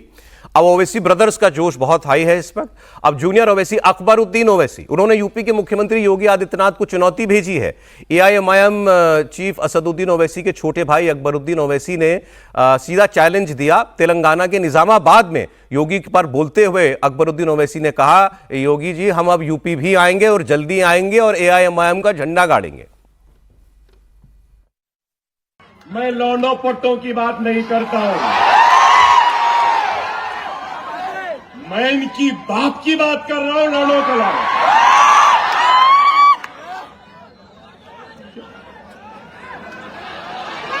अरे हवा का झोंका है, आया है चले जाएगा, छोड़ो। ना लीदने का ना थोपने का, क्या है शुभ वक्त खराब। देखो वक्त खराब नहीं हुआ, अभी योगी बाकी था, अब आप लोग मिस्टर योगी तैयार हो जाओ, यूपी भी आ रहा हो। चलेंगे यूपी, चलेंगे, चलो अब इसके बाद में यूपी चलते हैं और यूपी में अपनी ताकत अपने झंडे को गाड़ते हैं। चले जाओ यूपी, एआईएमआईएम यूपी जाएगी तो योगी तो खुशी होंगे कि कोई मुस्लिम वोट काटने वाला आया बिहार की तरीके से। लेकिन हाँ, ये एक नई वर्सेस लड़ाई जो है ये शुरू हुई है कि एआईएमआईएम ओवैसी बनाम योगी। अभी डायरेक्ट ऐसा नहीं था, ये पहली बार, और भी छोटे ओवैसी ने डायरेक्ट चैलेंज फेंका है। तो ये जो गया है अभी बॉल उधर पलट के तो आनी है। ये चैलेंज तो अखिलेश जी के लिए है, ये सही कह दिया आपने, और राहुल जी के लिए भी। लेकिन एक तो ये है ना कि मतलब तुलना नहीं है, कहां योगी आदित्यनाथ, कहां अकबरुद्दीन ओवैसी, कोई औकात नहीं है। और मैं शब्द औकात इसलिए कह रहा हूं कि उम्र में भले हो सकता है उम्र साल 2 साल अकबरुद्दीन की ही ज्यादा हो, लेकिन योगी आदित्यनाथ 5 बार के सांसद, योगी आदित्यनाथ 2 बार के मुख्यमंत्री, और इस सबसे बड़ी चीज, एक योगी आदित्यनाथ का अपना मॉडल डेवलप हो चुका है। अकबरुद्दीन ओवैसी इतने वर्षों में जहां जहां जाने की बात कर रहे हैं, कितना कुछ कर पाए हैं, कुछ जगहों पर उनको समर्थन मिला है, लेकिन अगर वो कह रहे हैं और उसके बाद पता चला कि मन से उतर के घर चले गए, यूपी तो नहीं आए। मॉडल तो दोनों ज्यादा चिल्ला के आएंगे। ये क्लियर कर दिया इस बार की एआईएमआईएम लड़ेगी चुनाव। इलेक्शन तो कब नहीं लड़ रहे थे, हर बार तो लड़ रहे थे। लेकिन दोनों के अपने अपने मॉडल हैं, देखिए, और वहां 2 अपने अपने मॉडल वाले आमने सामने होंगे। लेकिन आप ओवैसी का भी अपना मॉडल है, तो देखेंगे ना, मॉडल तो छोटा सा भी होता है। नहीं, मेरे को केवल देखिए, योगी जी का मॉडल हिंदुत्व का है, तो ओवैसी का मॉडल जो है मुस्लिम का है। तो वहां 2 मॉडल आमने सामने का। उनकी हैदराबाद की लेबोरेटरी है, थोड़ा 2-4 लाइव में। चैलेंज योगी को क्यों दे रहे हो, अखिलेश को दो। अखिलेश, और बल्कि अखिलेश जी कहते ही हैं हमेशा कि भाई ये सब लोग योगी के साथ बीजेपी की बी टीम है। आपकी बात ठीक है, दुरुस्त है। बिहार में असदुद्दीन ओवैसी वो इतना नीतीश कुमार पे नहीं बोलते थे जितना वो तेजस्वी पे बोलते थे। हाँ। वो उन पर ज्यादा बोलते थे। लेकिन अभी तो राइट उन्होंने योगी की बात की है। योगी जी की बात हुई तो मैं आपको कुछ तस्वीरें दिखा देता हूँ, पिछले 2 दिन से बहुत वायरल चल रही हैं। वो तस्वीर दिखा देता हूँ आपको। योगी जी जो अपने घर गए हैं अभी, पहाड़ में उनका घर है ना, कौन से जिले का है? उत्तराखंड के पंचूर में। तो उनकी माता जी के साथ उनकी तस्वीर है, ये देख लीजिए। और फरवरी में के महीने में पंचूर गए, 1 साल बाद, अब पिछले फरवरी में गए थे, अब 1 साल बाद गए। तो परिवार में जो छोटे छोटे बच्चे हैं उनसे मिले। ऑडियो भी हो तो जरा सुनाइएगा, बातें भी बहुत इंटरेस्टिंग है। अरे मैं बोले, कई बच्चों को बोला, अरे मैं तुम्हारा दादा हूँ। अपने दादा को दिया, अबे हम भी तेरे दादा सुबह शाम खा ले। हैरानी होती है हर बार ये तस्वीरें देख करके, इसे आदमी ने घर परिवार बुला दिया। मतलब ये एक ऐसी बात है जिसकी तारीफ होनी चाहिए। आप योगी से सहमत हो, उनकी विचारधारा से, उनकी पॉलिटिक्स से, उनकी सरकार चलाने के तरीके से, उनके बुलडोजर से, सब कुछ वो अलग बात है। लेकिन ये तो दिख ही रहा है ना यार, एक नेता है देश का ऐसा, मोदी जी भी जोड़ता हूँ इसमें, दोनों इनका जो है ये कि परिवार से कोई वास्ता ही नहीं यार। फैमिली पीछे छूट गई, बहुत पहले पीछे छूट गई, अभी पूरी तरीके से समर्पित हैं। फिर अगेन आप आइडियोलॉजी से सहमत ना हो वो अलग विषय है। मैं भी कोई पुराना वीडियो देख रहा था जिसमें अखिलेश यादव से सवाल हो रहा था, लोकसभा इलेक्शन का शायद वीडियो है, तो उनसे सवाल हुआ कि आप पे परिवारवाद का आरोप लगाया है योगी जी ने, क्योंकि आपने 5 टिकट अपने परिवार को दे दिए हैं। तो उसमें उनका जवाब था, परिवार वो भी कर ले, परिवार होना क्या कोई खराब बात है? आपके परिवार नहीं है क्या? जिस रिपोर्टर ने सवाल पूछा था उससे पूछ लिया, आपका परिवार नहीं है? परिवार होना तो अच्छी बात है, लेकिन हमारे देश में जब पॉलिटिकल पार्टियां परिवार बन जाती हैं तो उसके बाद सब कुछ परिवार के ही नाम कर देती है, उसमें ये तस्वीर थोड़ी रिलीफ देती है। नहीं, ऐसे लोग भी हैं। भारतीय जनता पार्टी में परिवार वाले नेता भी रहे और अविवाहित परिवार लोग भी रहे जिनका परिवार नहीं रहा, लेकिन किसी ने भी परिवारवाद की राजनीति नहीं की। लालकृष्ण आडवाणी का क्या परिवार नहीं था? क्या लालकृष्ण आडवाणी ने कभी अपनी बेटी को अपने प्रभाव का इस्तेमाल करके लोकसभा या राज्यसभा में भेजा? क्या आडवाणी जी ने, क्या अटल बिहारी वाजपेयी जी ने कभी अपने परिवार का इस्तेमाल कर राजनीति की? तो तमाम नेता रहे जो राजनीति में रहे, परिवार रहा, लेकिन परिवार को अलग रखा, राजनीति को अलग रखा। और नरेंद्र मोदी तो इसका सबसे बड़ा उदाहरण है कि किस तरीके से इतना बड़ा परिवार था, भाई है उनका, सब तमाम लोग रहे घर के अंदर। क्या कभी किसी भाई को उन्होंने किसी बोर्ड में चेयरमैन बना दिया? क्या किसी भाई को गुजरात का उन्होंने मंत्री बना दिया? क्या किसी भाई को गुजरात के बीजेपी में संगठन में टिकट दिलवा दिया? कभी नहीं हुआ। प्रधानमंत्री मोदी ने जिस तरीके से अपने परिवार को छोड़कर देश के लिए अपने आप को समर्पित किया, वही उसी योगी उसी राह पर चल रहे हैं। मैं समीर जी की बात तो थोड़ा और स्पष्टता से बताता हूं। लाल कृष्ण आडवाणी और मुरली मनोहर जोशी अपने दौर के ताकतवर नेताओं में रहे, लेकिन न तो आडवाणी जी की बेटे कहीं खड़े हुए, न जोशी जी की बेटियां कहीं खड़ी हुई, और वो लोग ऐसा भी नहीं कि कोई उनका जीवन नहीं था। सब बहुत वेल हाई, जिसको कहते हैं ना कि एक क्लास के लोग थे, पढ़ाई लिखाई करना, अपने क्षेत्र में बहुत अच्छा करना, फिर भी इन लोगों ने कुछ नहीं किया। नरेंद्र मोदी उसी परंपरा को बहुत आगे लेकर गए, उन्होंने भी अपने परिवार किसी व्यक्ति नहीं किया। और योगी जी का परिवार नहीं, ऐसा थोड़ी ना है, उनका भी परिवार है, पूरा परिवार दिख रहा है, लेकिन उस परिवार के लिए हो गए तो फिर अब छूट, इनका तो दूसरे तरीके से भी छूट गया, संन्यास के बाद छूट गया। लेकिन जैसे वो कह रहे हैं कि कर लें, इस पे मैं कह रहा हूं, अखिलेश जी जो कह रहे हैं वो बात समझना पड़ेगा। देखिए, जब आपके पास खोने का डर नहीं होता तब आप पूरा ठोस निर्णय लेते हैं, चाहे वो नरेंद्र मोदी जी हो चाहे योगी आदित्यनाथ जी। दोनों के पास खोने का कोई डर नहीं है कि हमारे पास से ये खो जाएगा। बाकी जगहों पर खोने का डर है, उनको खोने का डर ये सताता है कि हमाए परिवार का नुकसान हो जाएगा। सत्ता तो है, सत्ता खोने का डर तो होता है। सत्ता खोने का डर नहीं, सत्ता खोने का डर नहीं, सत्ता खोने का डर होता है। डर वाली बात नहीं है, ये उस नेता की नीयत की बात है। ठीक है, डर से ज्यादा ईमानदारी और नीयत। मैं ये कह रहा हूं, परिवार का इससे कोई संबंध नहीं है ईमानदारी से। क्योंकि लाल कृष्ण आडवाणी है, इसीलिए मैं कह रहा हूं बहुत सारे नेता जो परिवार वाले, क्या वो ईमानदार नहीं है? योगी जी, मोदी जी, वो नियत की बात है, और आपका कमिटमेंट क्या है वो इंपॉर्टेंट बात है। परिवार होना नहीं होना कोई मुद्दा नहीं है, क्योंकि बहुत सारे लोग, ये तो आप पूरे सिस्टम पर, हिंदुस्तान सिस्टम पर ही आरोप लगा देंगे कि परिवार में होने का मतलब करप्ट। अब वक्त है जरा पाकिस्तान की सरकार को, पाकिस्तान को एक्सपोज करने का, और ठीक तरीके से डंके की चोट पे एक्सपोज करने का। क्यों? एक आतंकवादी देश पूरी दुनिया में जिसकी पहचान सिर्फ आतंकवादी पालने पैदा करने की है, वो भारत को इल्जाम देगा? तुमसे अपना देश नहीं संभल रहा, तुम भारत को इल्जाम देते हो कि भारत दहशतगर्दी कराता है, और वहां करा रहा है जहां हमारी सीमाएं नहीं है। तो आज जरा ये सबूतों के साथ, और सबूत भी हम नहीं, पाकिस्तानी खुद देंगे आपको, और आप देखिएगा कि कैसे चुल्लू भर पानी में डूब मरना चाहिए पाकिस्तान की सरकार को ऐसे आरोप लगाने के बाद। हुआ क्या? इस्लामाबाद की शिया मस्जिद में नमाज पढ़ते वक्त एक आदमी गया और उसने जाकर के विस्फोट कर दिया, सुसाइड बॉम्बर था। बहुत दर्जनों लोग उसके अंदर मारे गए, अलग अलग आंकड़े आ रहे हैं क्योंकि चारों तरफ खून खराबा। अब क्योंकि ये इसी साल दूसरा हमला था इस्लामाबाद में, पहले एक कोर्ट में हमला हुआ था ऐसे ही, फिर अब यहां हुआ।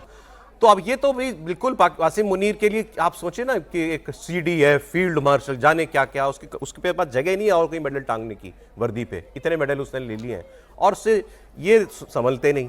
और जो आता है, जो जहाँ चाहता है वो गोलीबारी और बम धमाके करके चला जाता है। बलूचिस्तान में जो हुआ आपको पता ही है। अभी कई पाकिस्तानी फौजी बलोची BLA वगैरह के कब्जे में हैं, ये खबर बाहर नहीं आ रही है, इसको इंटरनेशनल मीडिया रिपोर्ट कर रहा है। अभी तो अपने सैनिक छुड़ाने हैं उनको, बहुत सारे उनके कब्जे में हैं। फिर हो गया ये इस्लामाबाद का ब्लास्ट होते ही इन्होंने कह दिया कि ये तो अफगानिस्तान से इसका लिंक है, इसकी जो बोली है जिम्मेदारी वो ISIS के ने ली है, ISIS खुरासान।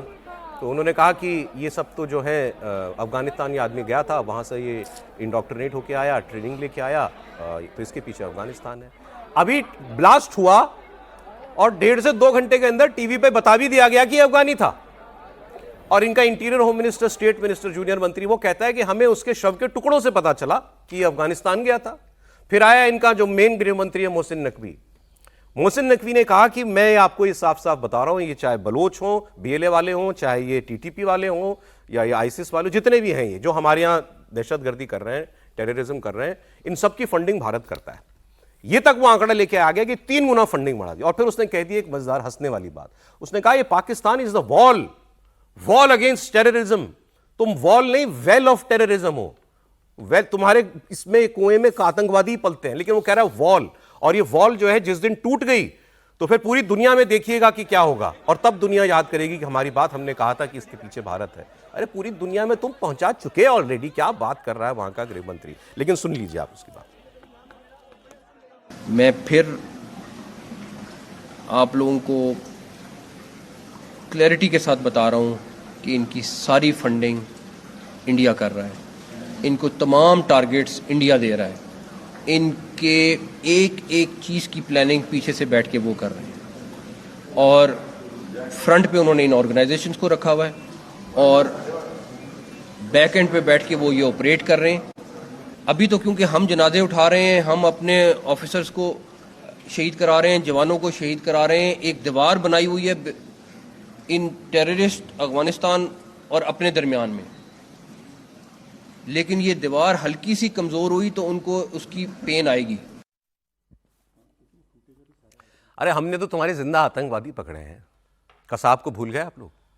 कितने और ऐसे हैं कश्मीर में, रोज कहां से आ जाते हैं ये LOC के उस पार से।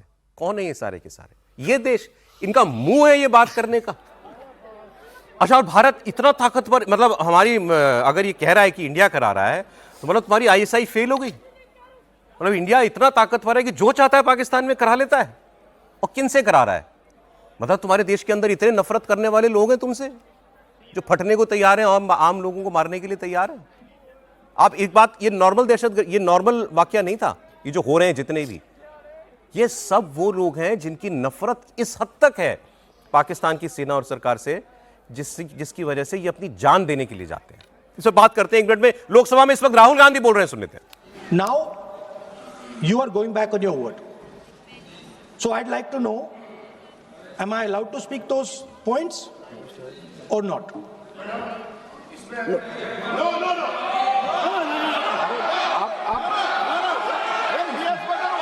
माननीय सदस्य प्लीज ना बोलो। नहीं, वो सुनना नहीं चाहते, छोड़ दीजिए, तो वो अपने आप कमिटमेंट ले लेंगे।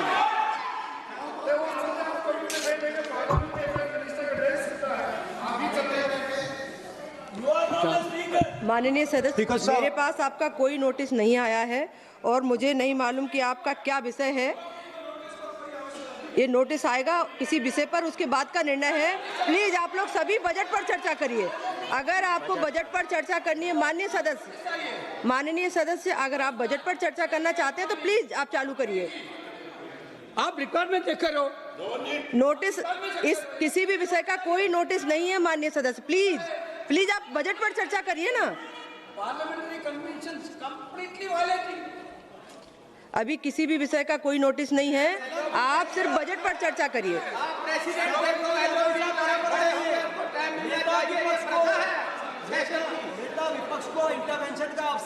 शशि थरूर जी को परंपरा रही है। हम लोग भी 20-20 साल से सदन में, मैं स्वयं देखता हूं, हमेशा नेता विपक्ष को। माननीय सदस्य, लेकिन कोई भी विषय बिना नोटिस के नहीं रख सकते यहाँ आप। ये नोटिस के बाद का विषय है, प्लीज। माननीय सदस्य doctor Shashi Tharoor ji. Madam, Madam, it is a tradition of Parliament that just as you were prepared to give the floor. माननीय मंत्री जी कुछ बोलना चाहते हैं?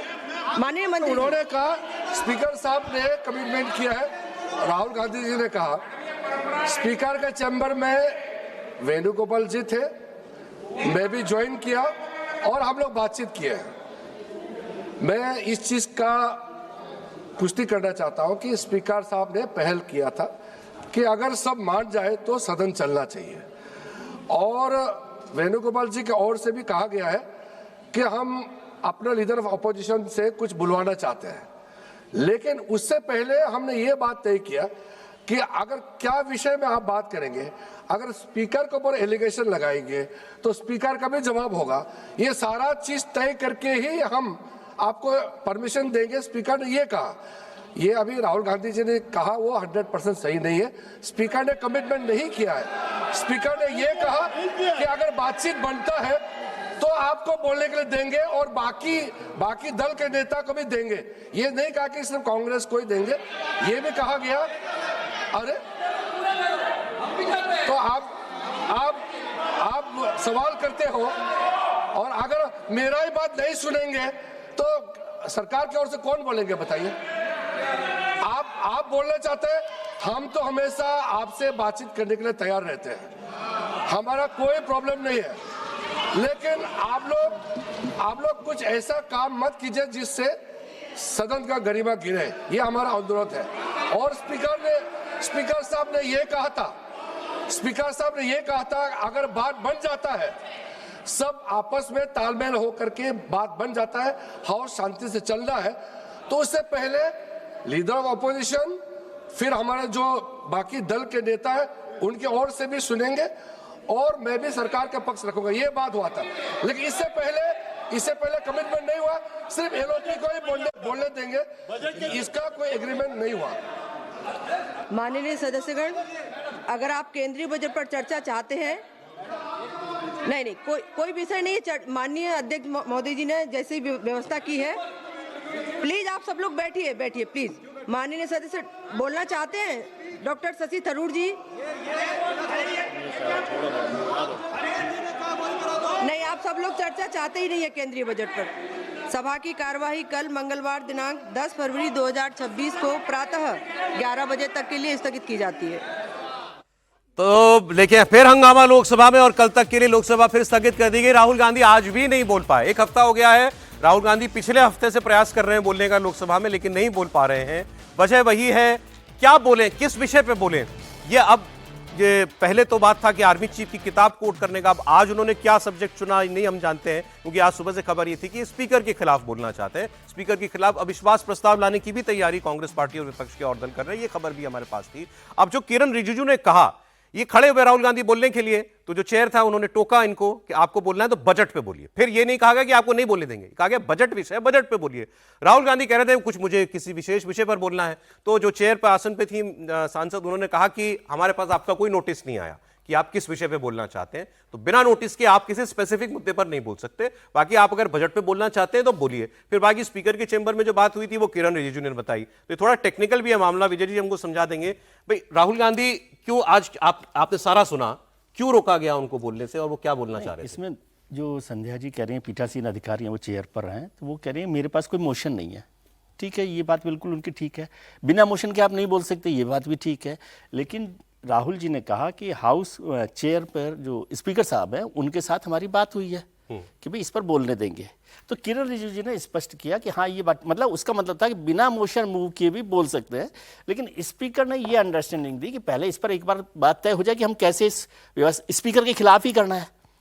ये बात राहुल गांधी स्पीकर पर ही बोलना चाहते थे। किरण रिजिजू जी ने कहा इस पर बात हो गई है, और स्पीकर ने कहा कि मैं भी जवाब दूंगा। नहीं, स्पीकर जवाब देने की बात नहीं बोले, इस पर एक बार तय हो जाए कि भाई सब लोग बोलेंगे, केवल राहुल गांधी नहीं बोलेंगे, और फिर उसके बाद जवाब देंगे। हालांकि मुझे नहीं पता, क्योंकि आमतौर पर स्पीकर किसी बात का कोई जवाब नहीं देते, अपने ऊपर लगे किरण रिजिजू ने कहा कि आप अगर स्पीकर के खिलाफ बोलना चाहते हैं तो स्पीकर भी जवाब देंगे। तो उसमें तो राहुल जी को आपत्ति नहीं हो सकती। तो फिर क्यों नहीं बोल पाए राहुल गांधी? वो इसीलिए कि ये अभी तक कोई व्यवस्था नहीं बनी पूरी तरह से कि भाई स्पीकर और बताया कि हाँ ठीक है आप सब लोग बोलेंगे, ये 1 घंटा आपके लिए दे दिया गया, ये बात तो सब अलग ही तमाशा बन गया है। तो पार्लियामेंट में राहुल गांधी खड़े होते हैं, अर्जन हो जाती है पार्लियामेंट। पार्लियामेंट तो बेसिकली सहमति से चलती है ना, आपसे सहमति होगी तो चलेगी। अब कानून और लॉ तो सब अपने अपने हिसाब से उसको बताते रहेंगे। तो जिस तरीके से राहुल गांधी को ने कहा सहमति बन गई थी, बिल्कुल नहीं, मुझे लगता है कि जिस तरीके से प्रधानमंत्री को लोकसभा में बोलने से रोका गया विपक्ष के द्वारा, प्रधानमंत्री राज्यसभा में राष्ट्रपति के अभिभाषण का धन्यवाद प्रस्ताव पे राज्यसभा में बोले, उसके बाद अब लोकसभा के अंदर जब स्पीकर के चैम्बर में बात हो गई, एक सहमति बन गई। राहुल गांधी से जब कहा गया है कि भाई आप बजट पे बोलिए, तो मुझे लगता है कि राहुल गांधी को कम से कम 3 दिन बाकी है बजट सेशन के लिए। 13 तारीख शुक्रवार को सेशन खत्म हो रहा है। अब तो कम से कम राहुल गांधी बजट पर बोल लेते। जब राहुल गांधी को पता है कि पूरा सेशन जो बजट का पहला सत्र है पूरा तरीके से वॉश आउट होगा विपक्ष के कारण, तो अब तो कम से कम वो समझदारी का परिचय देते। लीडर ऑफ अपोजिशन है, वो बजट के ऊपर बोलते। जब स्पीकर ने कहा वो बोलना ही नहीं चाह रहे, आज शायद वो स्पीकर राहुल गांधी तय करके आए कि सदन को नहीं चलने इन्फॉर्मेशन नहीं थी। हाँ, चेयर ने कहा कि हमारे पास इसका नोटिस नहीं है। प्रॉब्लम ये थी। नहीं, देखिए मुझे लगता है कि अब ये बेवजह की जिद वाला मसला हो गया है। अगर स्पीकर के चेंबर में जाके बातचीत हो गई तो बात तो शुरू करनी चाहिए ना। आप बजट पर आपको बात करनी है, बजट पर जवाब दीजिए, और उसके बीच में कुछ कुछ बोलता है आदमी, ये कोई नई बात थोड़ी ना है, खूब बोलते हैं। अब अगर सीधे आपको स्पीकर पर ही करना है तो फिर आप मोशन लेकर आइए, फिर स्पीकर से क्यों तू मैं करेंगे? मतलब ये तो ठीक भी नहीं है ना। मुझे तो नहीं ध्यान में कि ऐसे कोई स्पीकर से कोई कि हम स्पीकर के खिलाफ बोलेंगे उसके लिए कोई खड़ा होता है। नहीं, लेकिन वो बात हो गई, उसमें केवल ये कहा कि ये भी तय हो गया कि आप बोलना तो बोलो है, लेकिन व्यवस्था अभी नहीं हुई थी कि कब तो होनी चाहिए ना उस समय। मतलब कांग्रेस इसका नोटिस देती, स्पीकर तो होना चाहिए ना। नोटिस की जरूरत नहीं, विषय बताना था। नोटिस जी ने ये स्पष्ट किया कि जो अंदर बातचीत हुई उसमें ये भी तय हुआ कि बोलेंगे सिर्फ एलओपी नहीं, सभी नेता बोलेंगे, लेकिन विषय आपको बताना पड़ेगा आप किस विषय पर। विषय तो तय था, विषय की बात नहीं, केवल व्यवस्था की बात थी। व्यवस्था मतलब नोटिस ही ना। नहीं, नोटिस नहीं, नोटिस होता तो फिर तो इसमें कोई रोकने वाला ही नहीं था। व्यवस्था ये कि भाई स्पीकर ने कहा हाँ इस पर बात करेंगे, अभी इसका क्लैरिटी नहीं है। हाँ, नहीं, टाइम तय नहीं किया है, ये सब बात करेंगे उस तरह से। मोशन होता तो फिर इसमें स्पीकर भी चलिए साहब, तो राहुल गांधी फिर एक दिन नहीं बोल पाए और संसद लोकसभा जो है वो फिर कल तक के लिए स्थगित हो गई। हम लोग बात कर रहे थे पाकिस्तान की। पाकिस्तान ने भारत पर आरोप लगाया कि भारत आतंकी संगठनों की फंडिंग करता है, 3 गुना फंडिंग बढ़ा दी है इसमें। इसका एक जवाब जो है ना बड़ा सीधा सा एक पाकिस्तानी ने दे दिया, जर्नलिस्ट ने, कि ये सब कुछ कैसे प्लांटेड है, फॉल्स फ्लैग है। इनके लोग कह रहे थे पाकिस्तान के कि आसिम मुनीर जो है कोई बहाना ढूंढ रहा है कि अफगानिस्तान और भारत के साथ फिर कोई लड़ाई शुरू कर सके।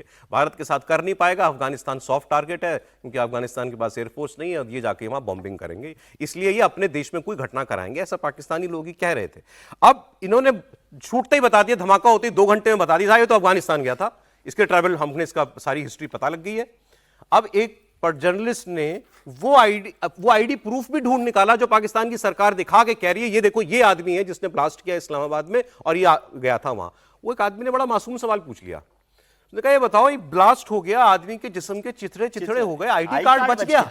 आईडी कार्ड, हाँ, 70 लोग मर गए, 200 लोग घायल हो गए, इतना बड़ा धमाका, बिल्डिंग टूट गई मस्जिद की, आईडी कार्ड बच गया। सुनिए आप।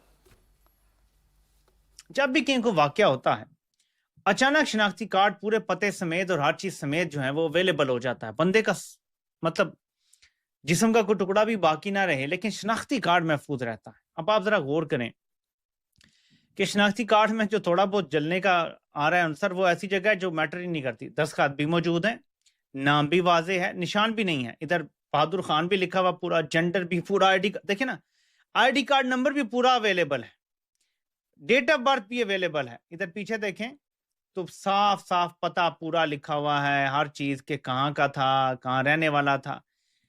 यानी ये कितने समझदार धमाके होते हैं जिसमें आईडी कार्ड महफूज रहता है। कोई शक किसी को क्या हो रहा है वहां पर। अब अगला एक और सुन लीजिए, ये कह रहे हैं भारत करा रहा है। जिस जगह धमाका हुआ उसी दिन कुछ मिनटों के बाद आईजी पहुंचा वहां इस्लामाबाद का, और लोगों ने जो उसके कपड़े फाड़े और कहा चिल्ला चिल्ला के ये सारे तुम्हारे पाले हुए लोग हैं जो धमाके कर रहे हैं। तकफीरी गिरोहों को तुमने पाला, दहशतगर्दों को तुमने पाला, हमारी नस्ल कुशी तुम लोगों ने की। अभी बकवास करते हो कि यहाँ से निकलो, शर्म नहीं आती तुम लोगों को? वो कह रहा है ये सारे तुमने पाले हुए तो ये गुट हैं तुम्हारे जो धमाके करा रहे हैं। अब मैं उस आदमी की बात सुना रहा हूं जिसकी भविष्यवाणी सही साबित हुई।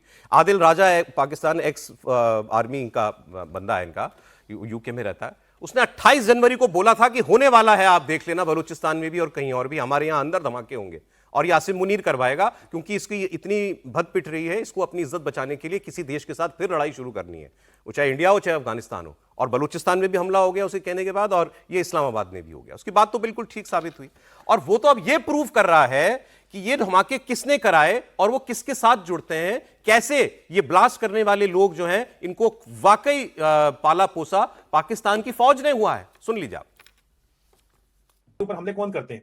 सिपाही साहबा, लश्कर जंगवी, जिनके नए नाम क्या है, वो जमाते अहले सुन्नत अल जमात टाइप कोई नाम शाम हो गया। कलदम होती है तंजीम, उसका नया नाम आ जाता है। लश्कर जंगवी बलूचिस्तान के अंदर आईएसकेपी दाइश के साथ मिलके कौन चला रहा है? शफीक मेंगल। कौन है शफीक मेंगल? ये स्क्रीन के ऊपर नजर आ रहा है आपको शफीक मेंगल। लश्कर जंगवी और सरकारी डेथ स्क्वाड बंदा चलाता है, कलदम तंजीमों से इसका ताल्लुक है। और शफीक मेंगल जो है वो जहाजों में किसके साथ फिरता है? कौन है? सरफराज बुगटी। कौन है सरफराज बुगटी? Chief minister Balochistan. किसने लगाया इसको चीफ मिनिस्टर बलूचिस्तान? फौज ने।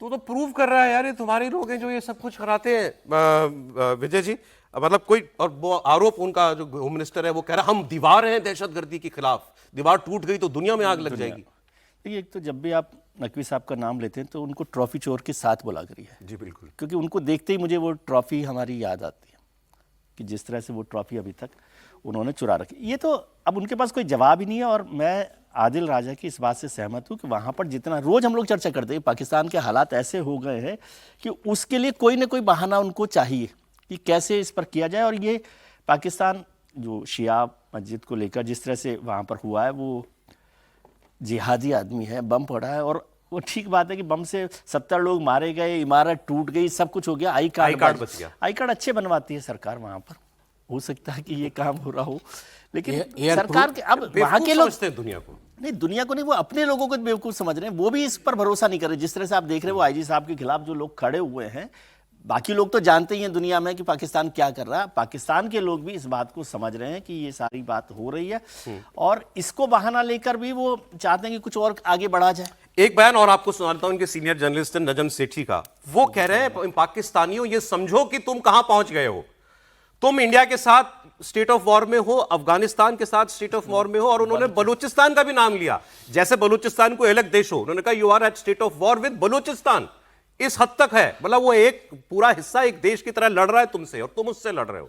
और इसको कैसे तुम ये तीनों जगह चारों जगह जो तुम्हारी जंगें चल रही हैं, बचोगे कैसे? सुनो, वो कह रहा है कि सस्टेनेबल नहीं है कि तुमने इतने मोर्चे खोले हुए हैं, जंगी मोर्चे खोले हुए हैं, बातचीत से ही अब तुमको है हल निकालना पड़ेगा। इंडिया तो बात करेगा नहीं, क्लियर है।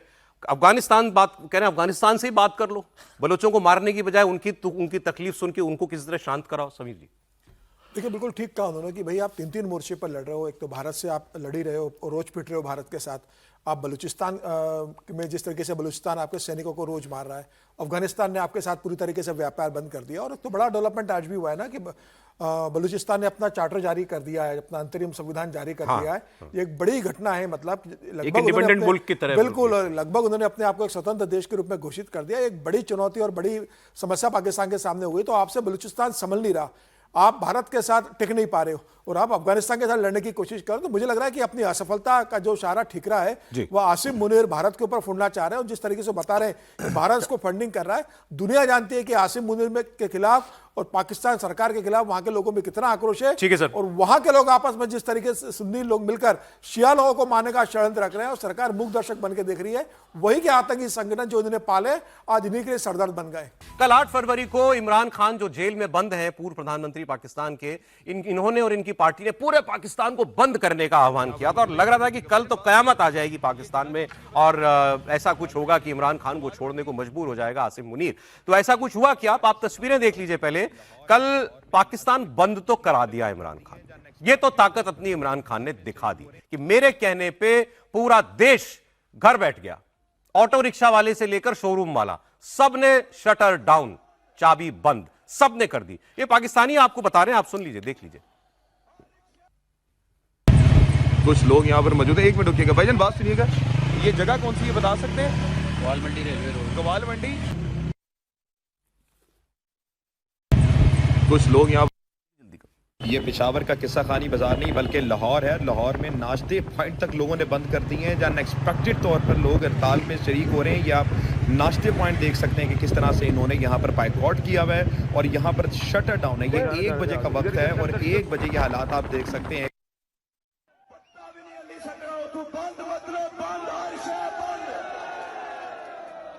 ये है नाज़रीन इकराम ग्वाल मंडी और ये है इस वक्त 804 इमरान अहमद खान न्याजी का बुखार। ये लाहौर है, वो शहर जिसके बारे में कहा जाता था कि ये नून लीग का गढ़ है और ये वो हल्का है जो नवाज शरीफ का आबाई हल्का है। ग्वाल मंडी में इस वक्त लोगों ने तो ये बता रहा है वो व्यक्ति आपको कि ये नवाज शरीफ का गढ़ है। तस्वीरों में आप देख लो, मैंने तो बहुत सारे वीडियो देखे, सब में पूरा पाकिस्तान बंद। और केवल ऐसा नहीं कि पंजाब, क्योंकि इमरान खान पंजाब में पैदा हुए, वहां से उनकी पॉलिटिक्स शुरू हुई। पंजाब, खैबर पख्तूनख्वा, सिंध, सब जगह टोटल बंद और रात को निकले जुलूस, ये सब जो आप देख रहे हैं।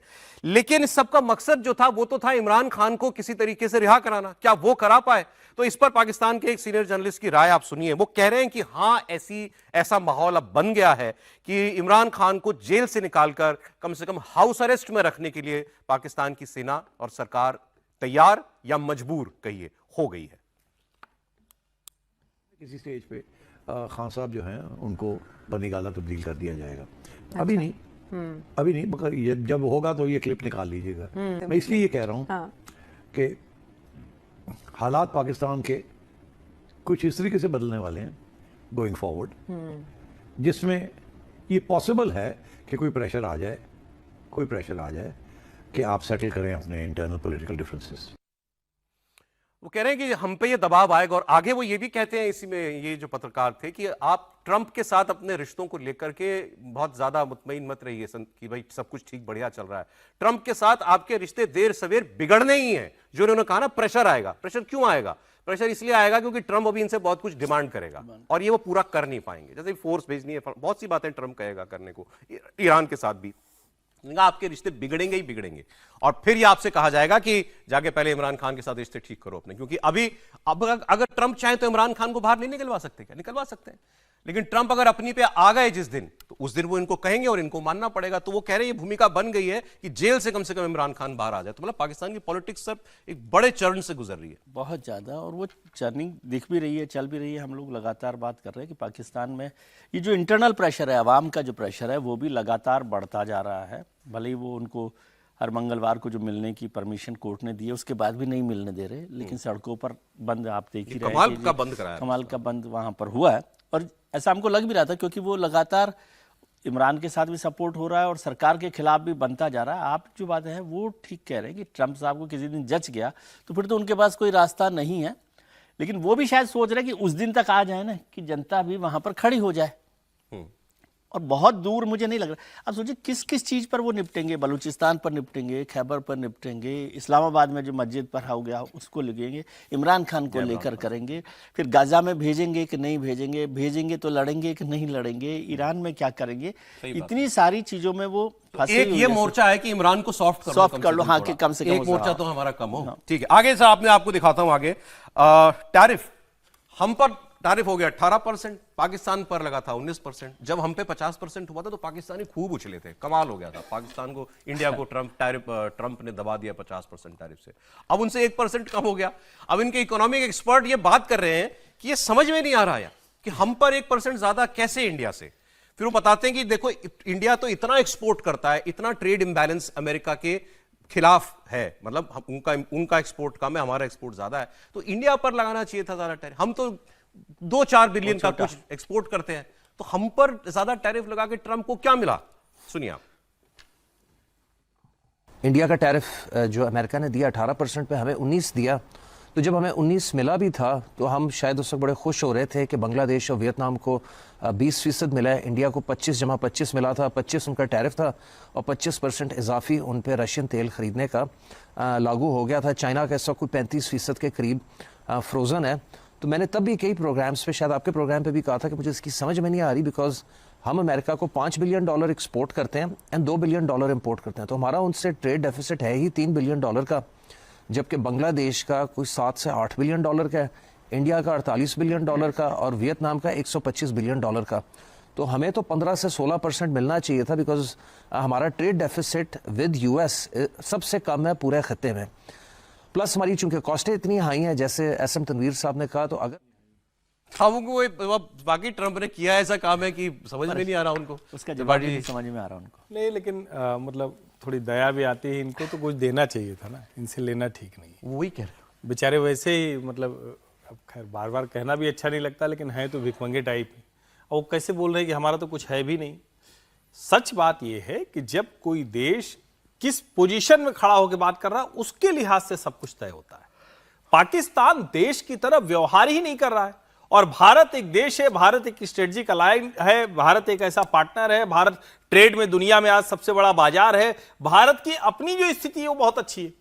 अब पाकिस्तानियों का रोना इसलिए है कि उनके असीम मुनीर और शहबाज शरीफ सब करके आ गए, वो क्या है, वो तुसी ग्रेट हो कह के आ गए, और फिर भी कुछ न मिला।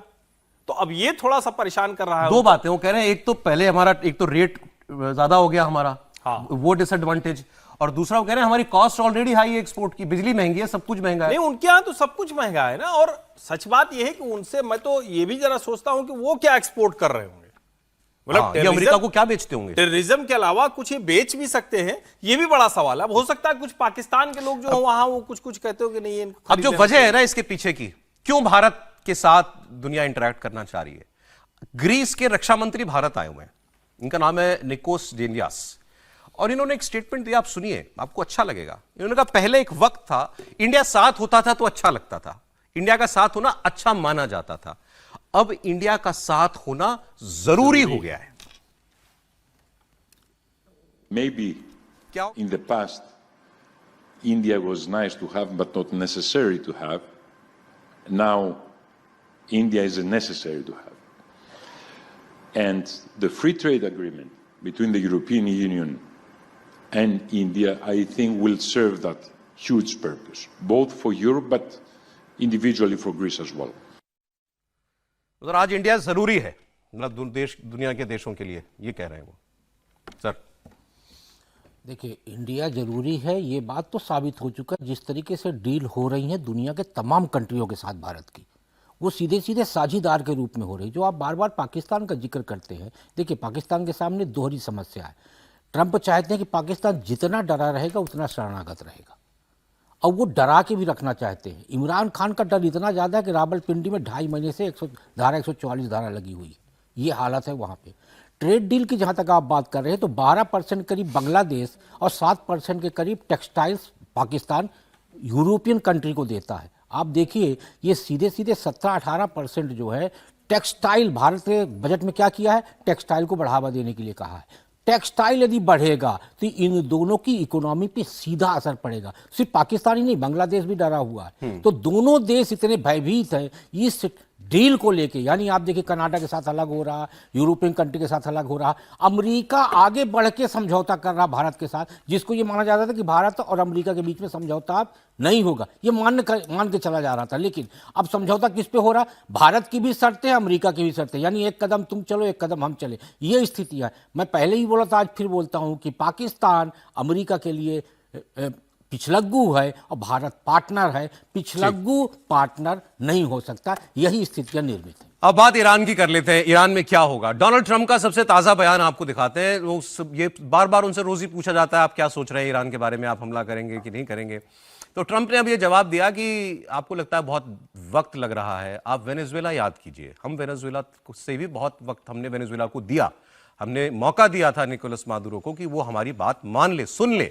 यही मौका हम ईरान को दे रहे हैं, और ईरान के साथ हम बात कर रहे हैं, और ईरान भी हमसे डील करना चाहता है। लेकिन इसका मतलब कि बातचीत से ही हल निकलेगा, यह जरूरी नहीं है। हमने वहां दोनों तैयारी कर रखी है, बातचीत की टेबल पर भी है हम, और हम युद्धपोत पर भी मौजूद हैं। We have plenty of time. If you remember Venezuela, we waited around for a while, and we're in no rush. We have, very good talks going with Iran. We have very good talks going with Russia and Ukraine.